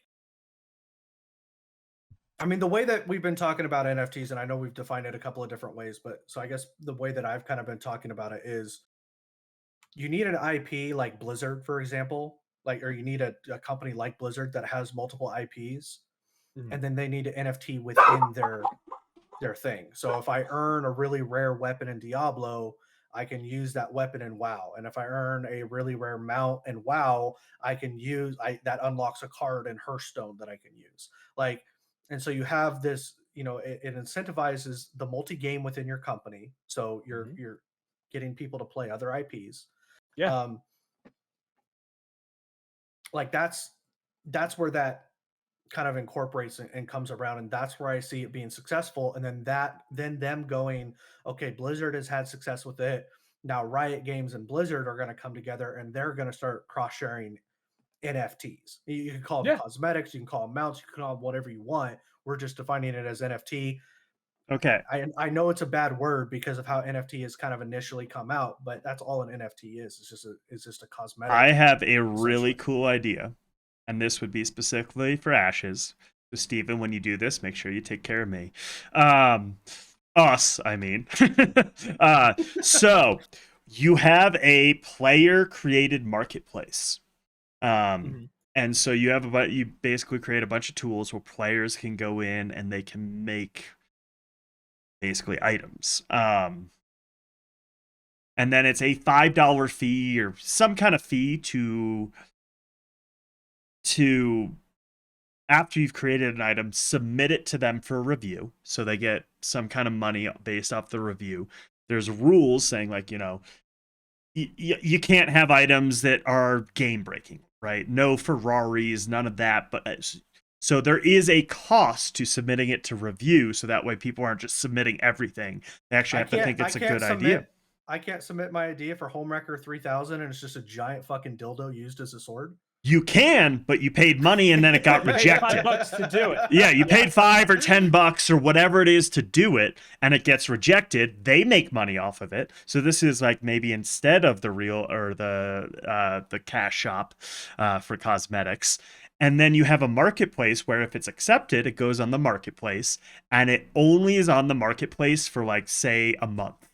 Like, it's like when you submit an idea, it's on the marketplace for a month, and then it's done. And you get a small portion of whatever the sales were, or maybe maybe even 50-50 portion. They can credit that in embers. You get 20, like whatever the value is. If you so you can buy someone else's. Yeah. Yeah. So no, 100%. Like, I think that's a great idea. I said that on stream like a year ago, right? Give us the option to create the cosmetics for you. We'll create unique cosmetics. Give us a cut of the cosmetics that we sell, and you can make a choice as the creator. I'm not an artistic person, right? But there's some badass artists out here in the Ashes community. So like you said, they can say, we're selling this for a month. We're selling this for 7 days. I'm selling 24-hour flash sale. 30 of these per server. Make it a you can limit it as you want to limit it within reason, of course. Like within reason, don't sell. You're not going to sell one for $100,000. Like that's just not reasonable to do, and it's a bad look within Intrepid. But let them have some options. You can sell it for 7, 14, or 30 days, or you can sell 100, 500, or 10,000 per server, or something like that. Yeah, but the thing is, this is not an NFT because it cannot be resold, right? Once you've bought it, it's your skin. That's it. So it has nothing to do with NFT. This has to do with player-driven content and creation. Because how did Warcraft 3 and StarCraft do so well? Like the reason they did well was because of the custom maps. The custom maps. That's what kept people engaged from like. Yeah, people played some of the actual RTS and some people got real into it, but most, like at least all of my friends growing up, we just played the custom games. Like, that's how we got into MOBAs. That's how MOBAs were created. So the StarCraft, what was it? The Siege of Helm's Deep, where you're on one of the two sides and you get to defend and stuff. No, I think that's it. I think that's an amazing idea. And even the next step that too is, how about this? You pay the $5. They go through review. If they pass review, they go up to some sort of website where the community votes. And each time, only ones that hit over X amount of votes get added to the shop. So that way, I like that. Yeah, they're getting what they want, right? You're not flooding the marketplace with a bunch of approved things because as we've learned through the CC program, Steven doesn't like to say no to people. He's like, oh, there's so many content creators. Well, a lot of them aren't up to snuff. So we're going to go ahead and handhold and create a secondary program for them and things like that. I thought there'd just be, the 10 of us that were doing this way back in the day.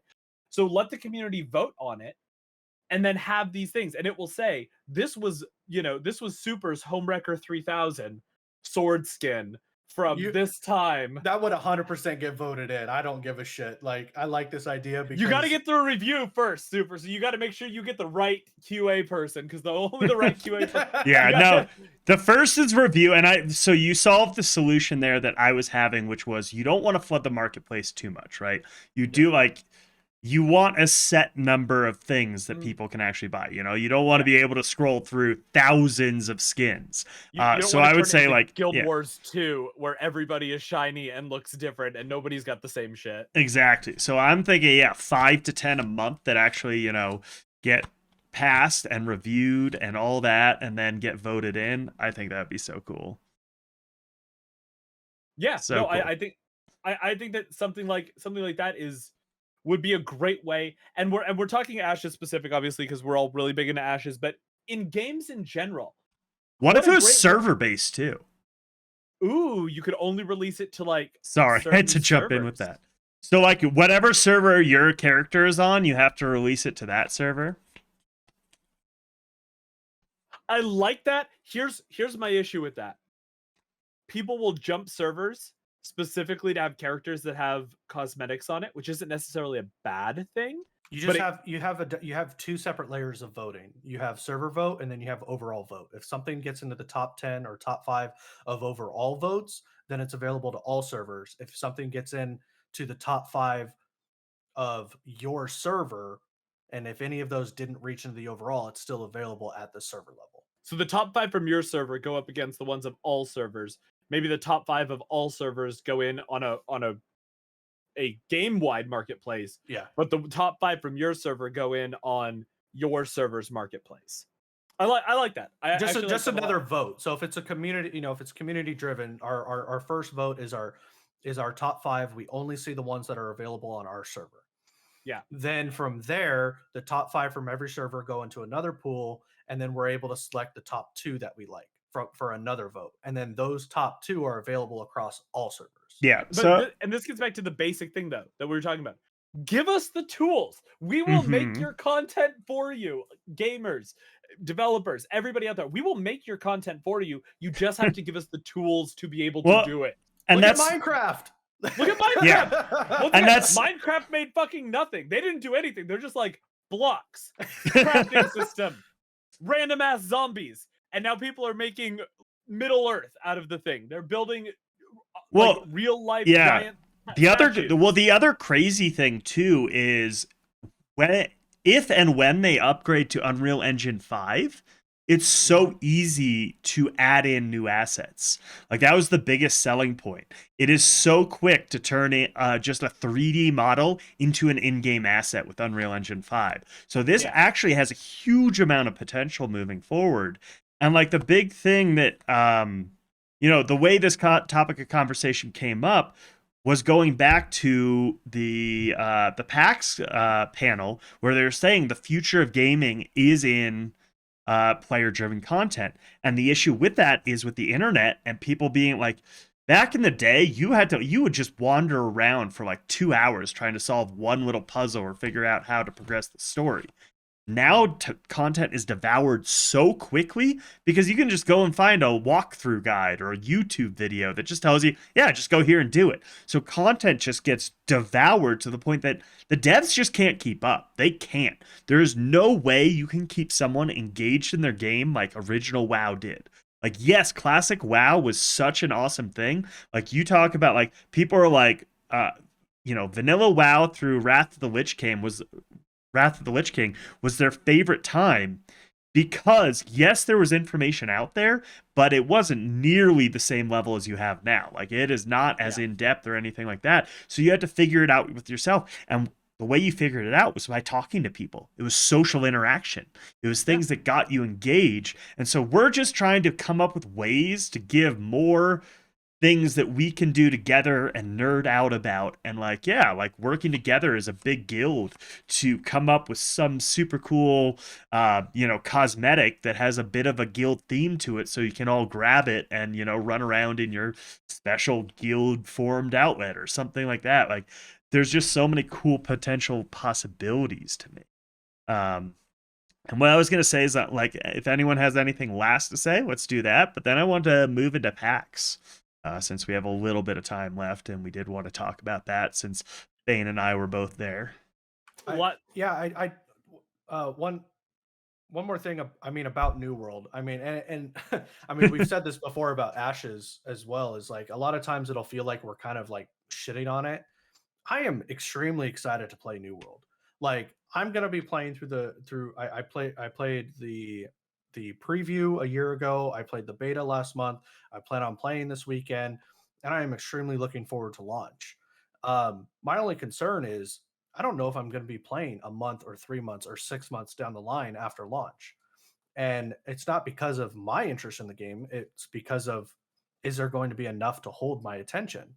Mhm. Um, and so a lot of this conversation is just about, I mean, if anything, just kind of brainstorming, seeing where the holes are to to maybe kind of spark, okay, well, because of this issue, maybe we can do this. So, I mean, at a base level, I think that New World is going to be a fun game to play for a little bit. Mm-hmm. I would just like that little bit to be a little bit longer. Yeah. I think we can agree with Super. Like, it's. I think that everyone that I've talked to has said, I'm going to max out all my crafting, even if it's going to take a while. I'm going to max out my weapon skills because I don't want to be behind the curve when New World Expansion 1 releases. That being said, I think that New World is a game that we're going to look back in 12 months and we're going to say, wow, I can't believe we played New World Vanilla. I think that they're going to Yep. iterate upon some content. I think we're going to have a lot more content in there. And so I think it's a game to jump into now, learn it now, and down the road, it's going to change drastically. Or it's going to have to. Star Wars: The Old Republic. Yeah. That game at launch did not have the end game that it needed, but the people who played it and they stuck through and they got through it, they were able to reap the reward of there actually being a really good story. I mean, a good Mhm. solid BioWare story, and some actual fun content with lightsabers and blasters.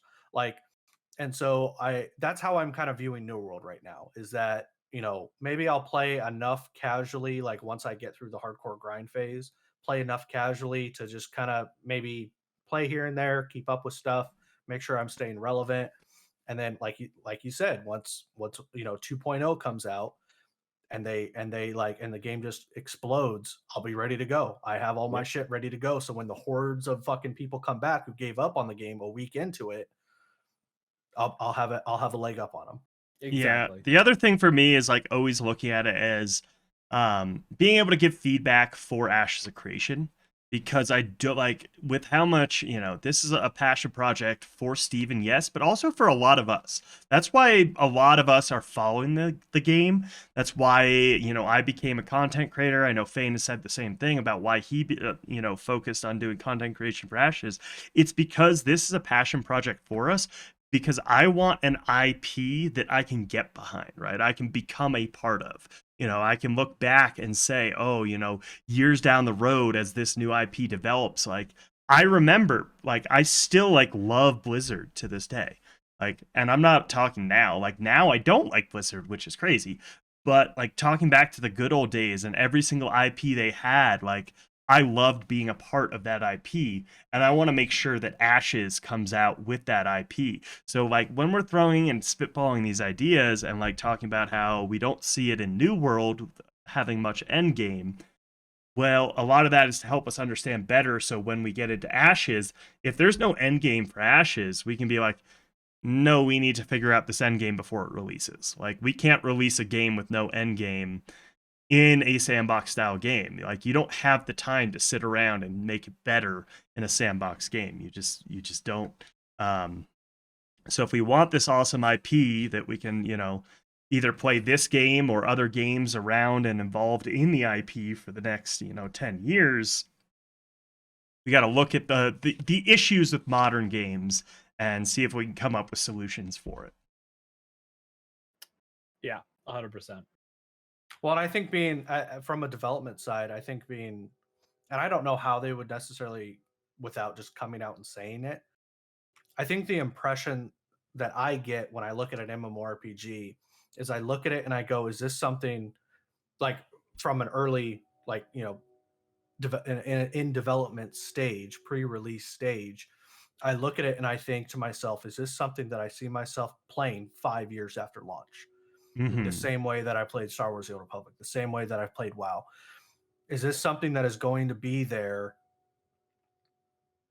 regardless of how much time I'm able to devote to it? If real life pops up, can I take, if I leave for a year, am I going to come back and the game is dead, or am I going to come back and the game has continued on without me? And I don't get that impression. if I don't play the launch of New World and I don't play those first 6 months, I feel like I've basically missed out on the game. Mm-hmm. Yeah. Yeah. Yeah, and you feel that way because you have, and I think that's reasonable. I think we're all looking for that game that we, whatever's going on in our life, whether we step away, whether we're in there hardcore, the game is there, it exists, and it's thriving. And even though you feel bad that you've missed out on something, if you've taken 3-6 months off, uh, you're happy that it still is there and is still existing. And if you're with a good group of people, they'll get you right back in and get you ready to go. Which is what WoW has been. It's been a constant. And I think that's why, I mean, sure, they have their hardcore community, but it has been a constant within gaming. I mean, how many times have each of us individually taken a break from WoW and come back to it? And it's like, yeah, this is WoW. You know, Fane like, only still once. exists. Fane's Only only me done it once. once. I've only done that once. But the first yeah. time the reason WoW didn't stick was because I was playing Mists of Pandaria. I didn't have a ton of people to play with. I had a few friends, and I was grinding through these low-level zones, which were empty. Like there were quests I Mhm. just couldn't accomplish because it's like quest chain, go kill the big boss. That normally on launch there'd be 2 or 3 people around there that they'd all be attacking the boss at the same time. There was no one. It was dead. 8 hours in, it was still dead, and I'm just like, this just isn't an experience that I want to have. But here's the interesting thing. I never stopped playing for the first 3 expansions. I played the entire time and still never completed the game. I think so. And I think you kind of alluded to this a little bit earlier, talking about, I mean, the amount of guides. I mean, think about this. I'm going to date myself here really quick. Game Informer, when There's it a bunch of them. actually, Game Facts, game. yeah, when it yeah. actually told you, like, you got the magazine or you got the guide. Like, I don't know Oh, how yeah. many of you guys played like the OG Pokemon games, but you Mm-hmm. always got the guide because you wanted to know where the different Pokemon could be caught in different areas, and you got that. So That was but then once Nintendo that Power back in the day. Yeah. I remember Nintendo Yep. Power. Oh yeah.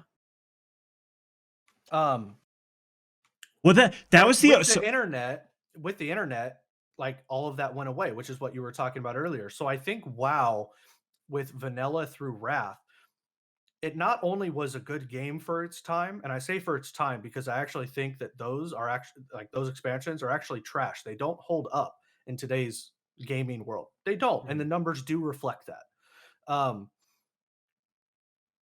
The timing for Blizzard was perfect. They hit the perfect timing on it, and they had a good game that had enough depth for the time. Nowadays, you need way more depth because the moment you do something, you can make a guide on it. Chances are, the moment you do something, Fane, Bard already has a video made about it. You know Up what and I ready mean? to Like, go. You yeah. do something. You just like nowadays. I could literally record. So in the cycle, it wouldn't be a very good looking one, but in the cycle, let's say there's a jumping puzzle. I sit there and record myself working on the jumping puzzle. I finally hit the jumping puzzle and do it. All I've got to do is replay that, put a voiceover to it, and within an hour of me completing that jumping puzzle, it's up on YouTube with 5,000 views because this is the guide to do this really tough jumping puzzle. I did it in WoW in Legion with a fell slate farming guide. Like, I literally found an area in one of the beta tests. I threw it over there. It's my highest viewed video ever, with like a couple, like with 1,400 views or something like that. And it's like, and it like blew up for like those first couple of days, but then it's like, and then everybody knows, you know what I mean? But it was like, I found this, exactly what you said. I literally went out there with the purpose of making a video because I was thinking about getting into YouTube at the time, and went around, did the rotation, and got the recording, threw it into fucking whatever I did for there's probably like fucking Wondershare Filmora or something like that at this. Yep. And just did the voiceover for it and then published it. Like, and it was instant, and it was damn near instantaneous. It was as quick as I could produce it. And I think what's so hard about the genre nowadays is because there is so much information, you have to keep things so tightly guarded, which is what Ashes is doing. Yeah. You have to keep things so tightly guarded because once it's discovered, it's going to blow up. And so you have to extend that moment of discoverability. You have to extend that moment of, I figured it out. So Quantum touched on this a little bit. I was waiting to get this in, but I thought it was interesting going back to like the original Nintendo Power. They didn't give you a complete guide on everything. Every month you'd come out with the new Nintendo Power, and the game you were playing at the time, they'd have a bunch of different ones. But they'd give you one little hint or one little trick, or here's how to do this one thing. So they'd slowly release the information to you. And sometimes it was stuff you already knew, your friends had figured it out, whatever, but you didn't have the internet, which would spread that information like wildfire. I mean, the internet was out there, but it just didn't, it didn't spread quite like it did. But I think Ashes is kind of in that zone where there will be little tricks and hints that will only apply to certain people and certain servers. And I think that's going to be very interesting. And that's why we need a lot of different content creators working on a lot of different stuff, because even one server may have a bunch of different things that's happening to them. And then the other thing is, and we've talked about this in the past, about how Intrepid can potentially add in content without ever telling us, right?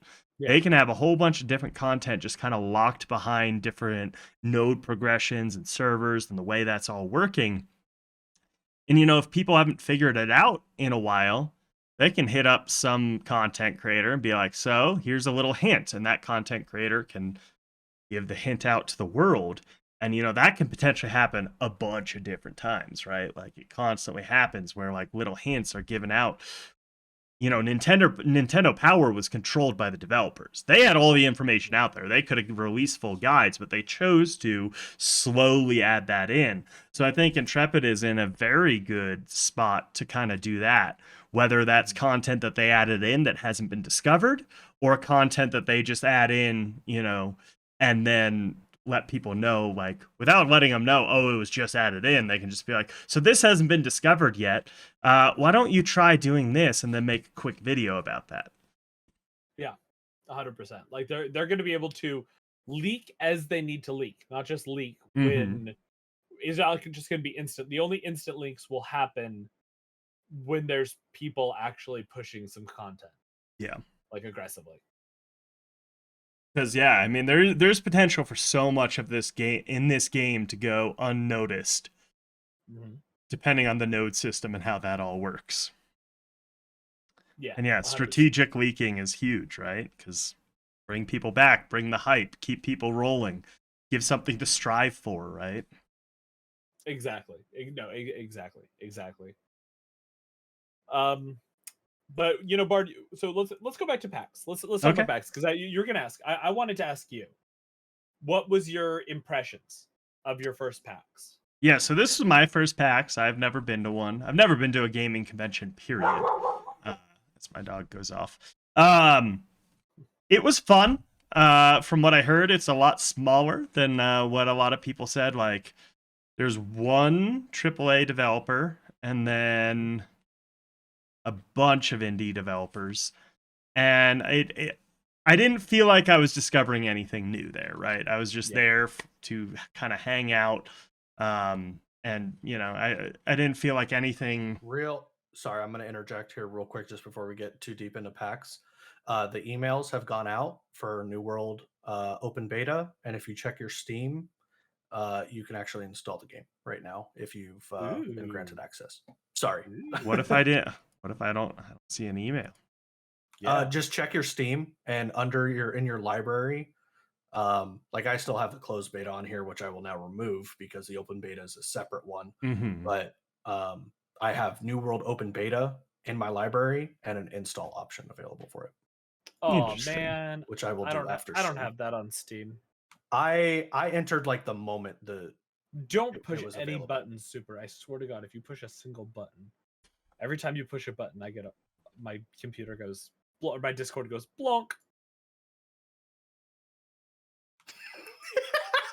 Did that actually do something?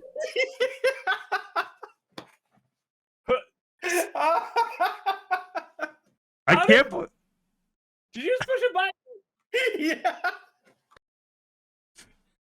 I can't believe that's a thing. That's crazy. It's insane to me that this happens. All I have to do is double click your image and like your video in Discord to make you full screen, and it kicks you. Do it to me. I don't know. I did it. No, because I'm a good friend and I don't just randomly ban my friends from Discord or whatever just well, happened. actually, my camera's fuzzy right now, though. So you're doing something. You can make me fuzzy. You can kick me out of the server, but I can make you fuzzy. Okay. Seems not equivalent. Sorry, PAX. So PAX, yeah, so it's a lot smaller than usual. I read on Reddit a bunch of people were complaining about it. I still had a lot of fun. We didn't get involved in any of the board game tournaments or the Magic the Gathering stuff or any of that. We had kind of planned to, but then we drank too much and I lost my backpack and pass. Then I found it. But anyway, that's another story. Check out the VOD. It's amazing. Yeah. Wait, no, we didn't find out I lost my backpack until after you'd ended the VOD, but yeah. What I would say is I still had a lot of fun. It was cool. I mean, Quantum Crow came down. We met up with him. We met up with Lexlock, one of our guild mates. I think that was it for people that came in, right? Other Quantum than Crow, Lex, Prism, another Axiom member. Oh, Prism, right? Yeah. Prism. So we had a lot of fun. We saw some good people there. And yeah, so I if I go back in the future, and I'm like, one day would have been enough for me. I had a 4-day pass. Thane was there for 2 days. I would have gotten really involved in some of these board game tournaments for sure. I think that could be really fun to just go in and actually play the board games and hang out. But I didn't know what I was getting into. I didn't want to commit because board game tournament can be anywhere from an hour to 6 hours, I feel like, depending on how that goes and all that. It was obviously very different with COVID. You had to wear masks the whole time. I felt like people were kind of distancing themselves a little bit. And then it was also interesting because I've gone to a lot of what we call them festivals in the alcohol industry. So for my distillery and bartending and stuff like that, I've been to a lot of cocktail festivals and spirits festivals, beer festivals and stuff like that. Nerds are very different. They're very, what do we say, introverted? Very introverted. It's a very quiet experience. Yeah. So they're all kind of awkward. So the third day after you left, I got some B-roll, but I also tried to do the interview for 10 Man and Channel Zillin 10 News. For Channel 10 News. It was rough. It was very rough. I didn't really, and then I listened after I got the first few, or I got 2 that I was okay, that could be decent. Then I listened back and my GoPro footage, it was so hard to hear and everything like that. And I was just I'm over this. But oh my God, people do I don't know. Yeah, it's definitely a different experience. I'll say that, if I was going to break it down, I would say that it had most of the retailers that I would expect at a PAX. Mm-hmm. It had maybe half of the indie games and brands. There weren't that many indie games. There weren't that many brands. And it had one, the Bandai Namco, their new Tales game, Tales of Arise, is coming out. And that's the last bit of that was there. It wasn't the best. I wish you would had a better first PAX experience, for sure. But you got in there and saw it. It was I thought that the panels. So we went to 2 panels, and we've alluded to them. I thought they were interesting. The second was a networking panel, networking in gaming. I thought that was an interesting concept. It seemed to networking, how to get a job in gaming, how to reach out to people. It was essentially teaching socially awkward kids, please don't spam my LinkedIn. The first one was very interesting though, and it was the upcoming decade of MMOs, the future decades of MMOs, and they referenced their kids playing Minecraft and Roblox and Genshin Impact. Those are the 3 games that were referenced. New World was mentioned once. Ashes was not mentioned once, but I have Bart and I, we think it was alluded to for sure. And the big question that came up, and it was talked around. It wasn't really talked about, and I'd love to get your guys' opinions on this. How do we get this genre of new gamer that they can create their own content? They're used to that in Minecraft. They're used to that in Roblox. How do we get that? The kid that wants to play uh Call of Duty Warzone, the kid that wants to play Fortnite. How do we get the battle royale genre into MMOs? How do we transition them? Because as they get older, and MMOs tend to skew older in the grand scheme of games, how do we get them into MMOs? How do we make that transition? Ah, APOC is not the answer. Relatable IPs doing it. I think I think it's very hard. So for example, if Fortnite made a survival game, that would be a transition game into an MMORPG, a Fortnite MMORPG. And again, I think not to go back to the NFT thing, but having something to translate into other games, I think, is big. I mean, for example, Overwatch. I mean, there's a couple of sprays and emblems that you get if you have played WoW, and just at a very basic level, something like that. I don't think that that's going to cause people to play another game, but if somebody's a collector, like if your primary game is Overwatch in that instance, then maybe you will dabble in WoW a little bit, try it out just so you can get the spray, you like it or you don't. Yeah. But I think you need already successful IPs to help make that transition. I think it's going to be difficult for the modern day 15 to 19-year-old to go, hey, I want to just sit there and go, hey, I want to play an MMORPG. I think having something big and super successful will help. A lot of eyes. Asmongold, for example, I think he's probably a huge factor into transitioning people. But he already has kind of like an MMORPG community, right? So it's not as far of a stretch. Yeah. Maybe Shroud. Shroud might actually be a better example there. Tim the Tatman. There are these FPS, BR, Valorant and CS:GO for Shroud, and Call of Duty Warzone for Tim. Their communities their eyes being opened up to the MMORPG genre within Asher's creation. I think that that's huge. I'm not saying that Asmon's impact isn't big, because it is, but I think if anything, there needs to be a bigger focus on people like Shroud and Tim the Tatman when it comes to Steven's attention, because it's bringing new people into the genre. As far as I'm concerned, the Asmon people are probably already going to try the game, as long as it's somewhat good on launch, right? Like as long as there's enough of a word around it, it's already an MMORPG, they're probably going to try it out. So I think content creators are a big part of that.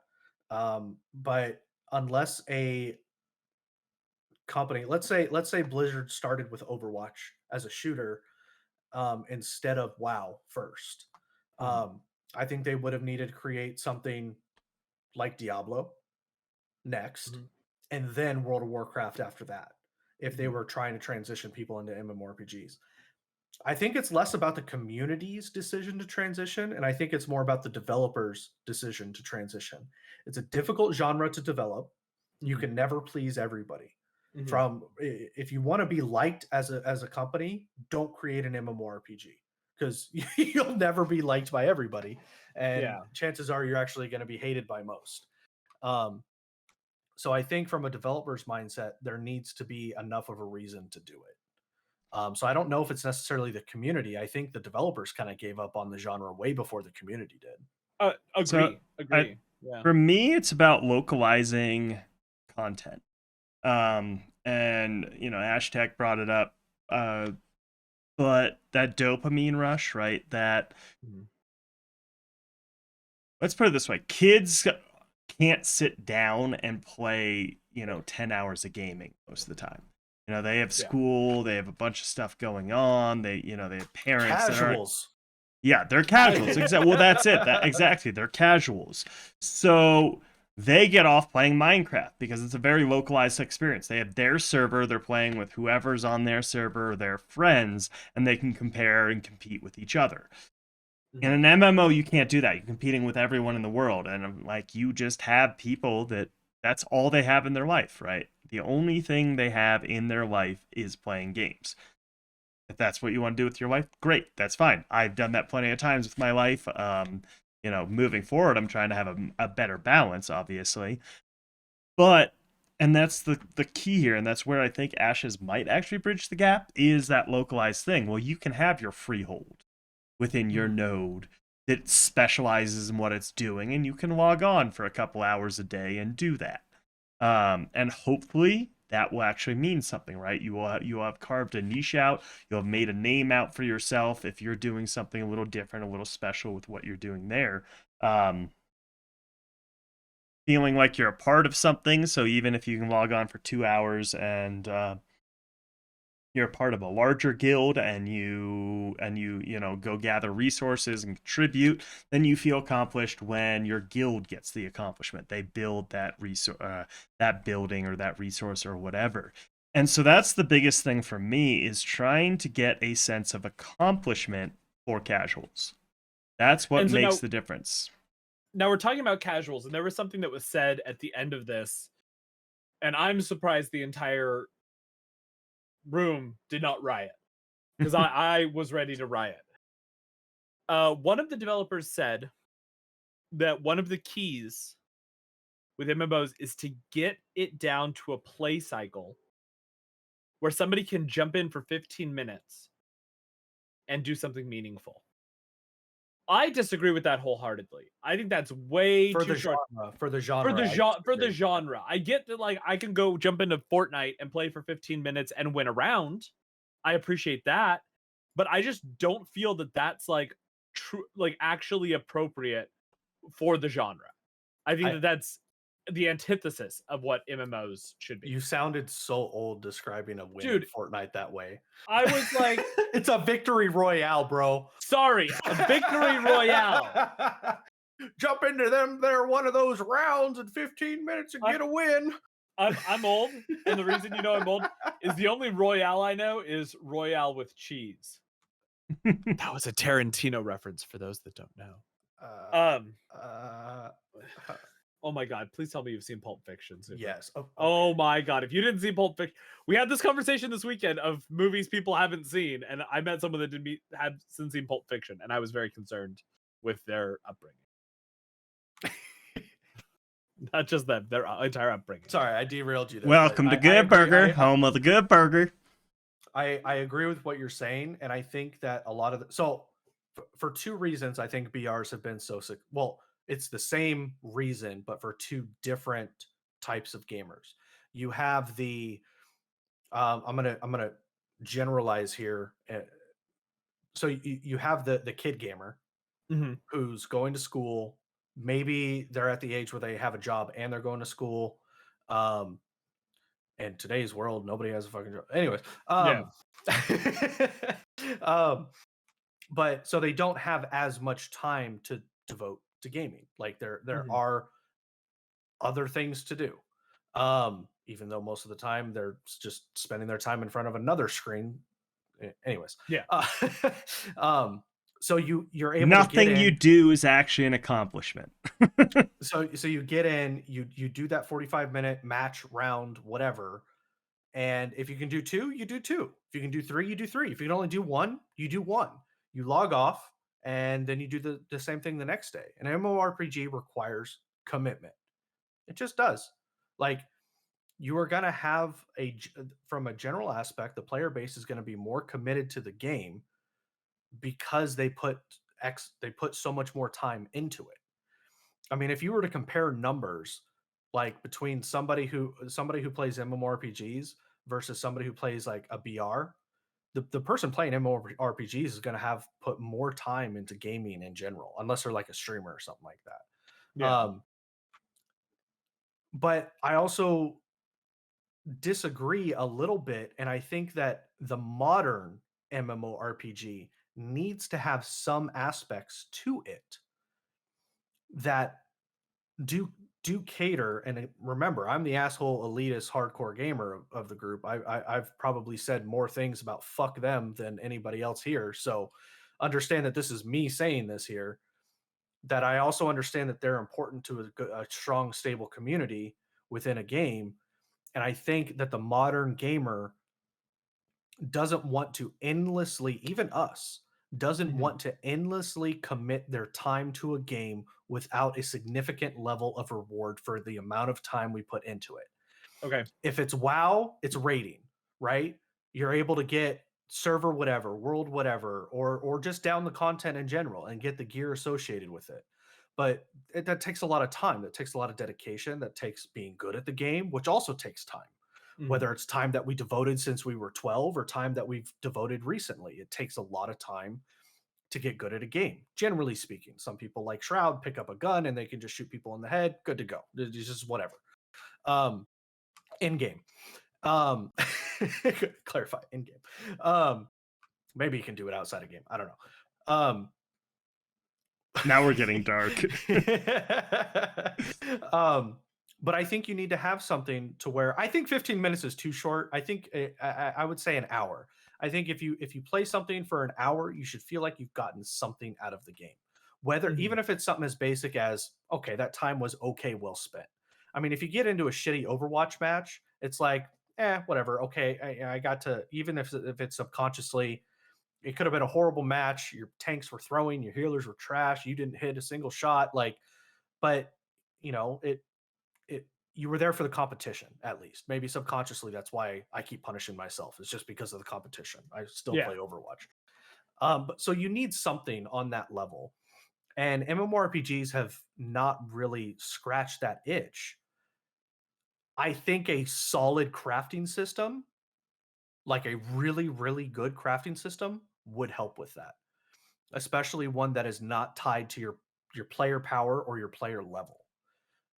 Having it separate from that, because that means you can get in, and if you only have, let's say throughout the week you only have an hour, but on the weekends you can play for 8 hours. So during the week you log in, you do some crafting stuff, like maybe Monday you do a bunch of gathering, and Tuesday you could do a bunch of processing, Wednesday you do a bunch of crafting, like kind of a thing. But then the weekend it's like, okay, now I'm going to focus on my character. Mhm. And so, but having those things like, and so I think crafting is a big one. I agree with freehold in a sense, um, as a concept, but from what we know right now, the time and effort that it takes to get a freehold is going to be a little bit more. And that's the only reason why I would say initially it doesn't fall under that more casual Okay. player base just because of the time commitment that's needed to get to it. And again, that's just the perceived time commitment based off of what we know right now. That could change. That could be the wrong perception, or it could end up being the case. I don't know. But um, so I don't know. Like my knee jerk reaction is MMORPGs are not for casual players, just as a baseline.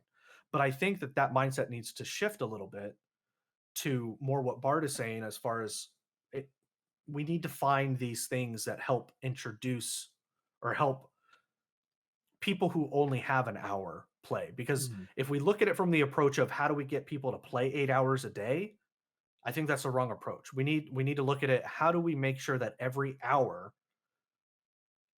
is a rewarding experience? And I think Mhm. once we Mhm. hit that magic moment, that magic formula, whatever it is, that's when you have a successful MMORPG that can bridge the gap between BR kids and MMORPG old fucks like us.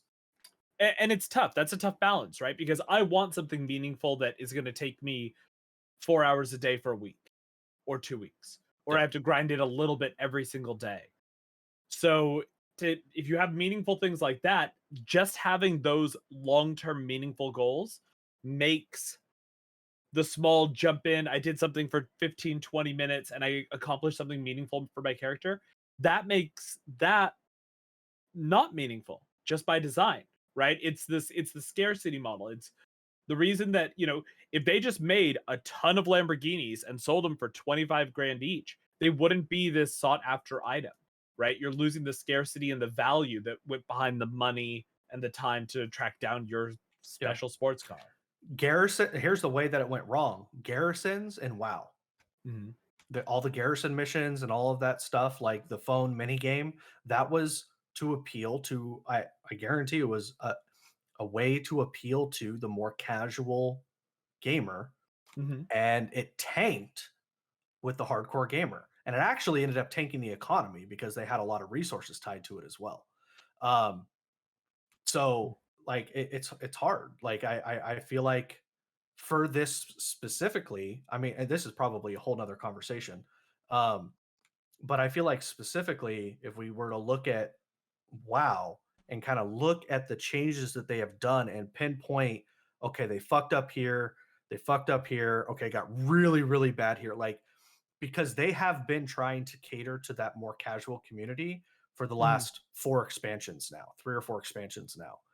And so finding the moments and where they've messed up, and honestly, I feel like every time Well, they have catered to the casual, the expansion has been considered a failure. what, Like, so here's the issue. it's hard. Just because you catered to the casual doesn't mean you could sacrifice the hardcore. And that's where it Yes. becomes a failure.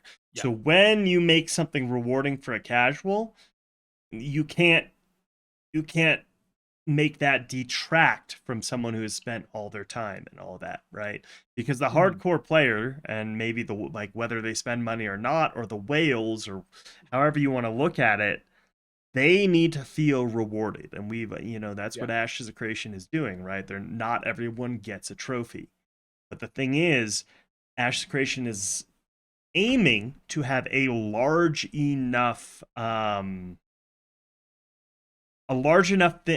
of things to do that not everyone gets a trophy for everything, but you can get a trophy in something if you focus on it. And that's the key right there. It's kind of like life, right? Like, not everyone gets a trophy for what they're doing, but if you focus really hard at what you're doing and you're good at what you're doing, you do get a trophy. And, a trophy being many different things. But on another note, we are at the end of our time here. So I feel like that's a good topic that maybe we can discuss next week.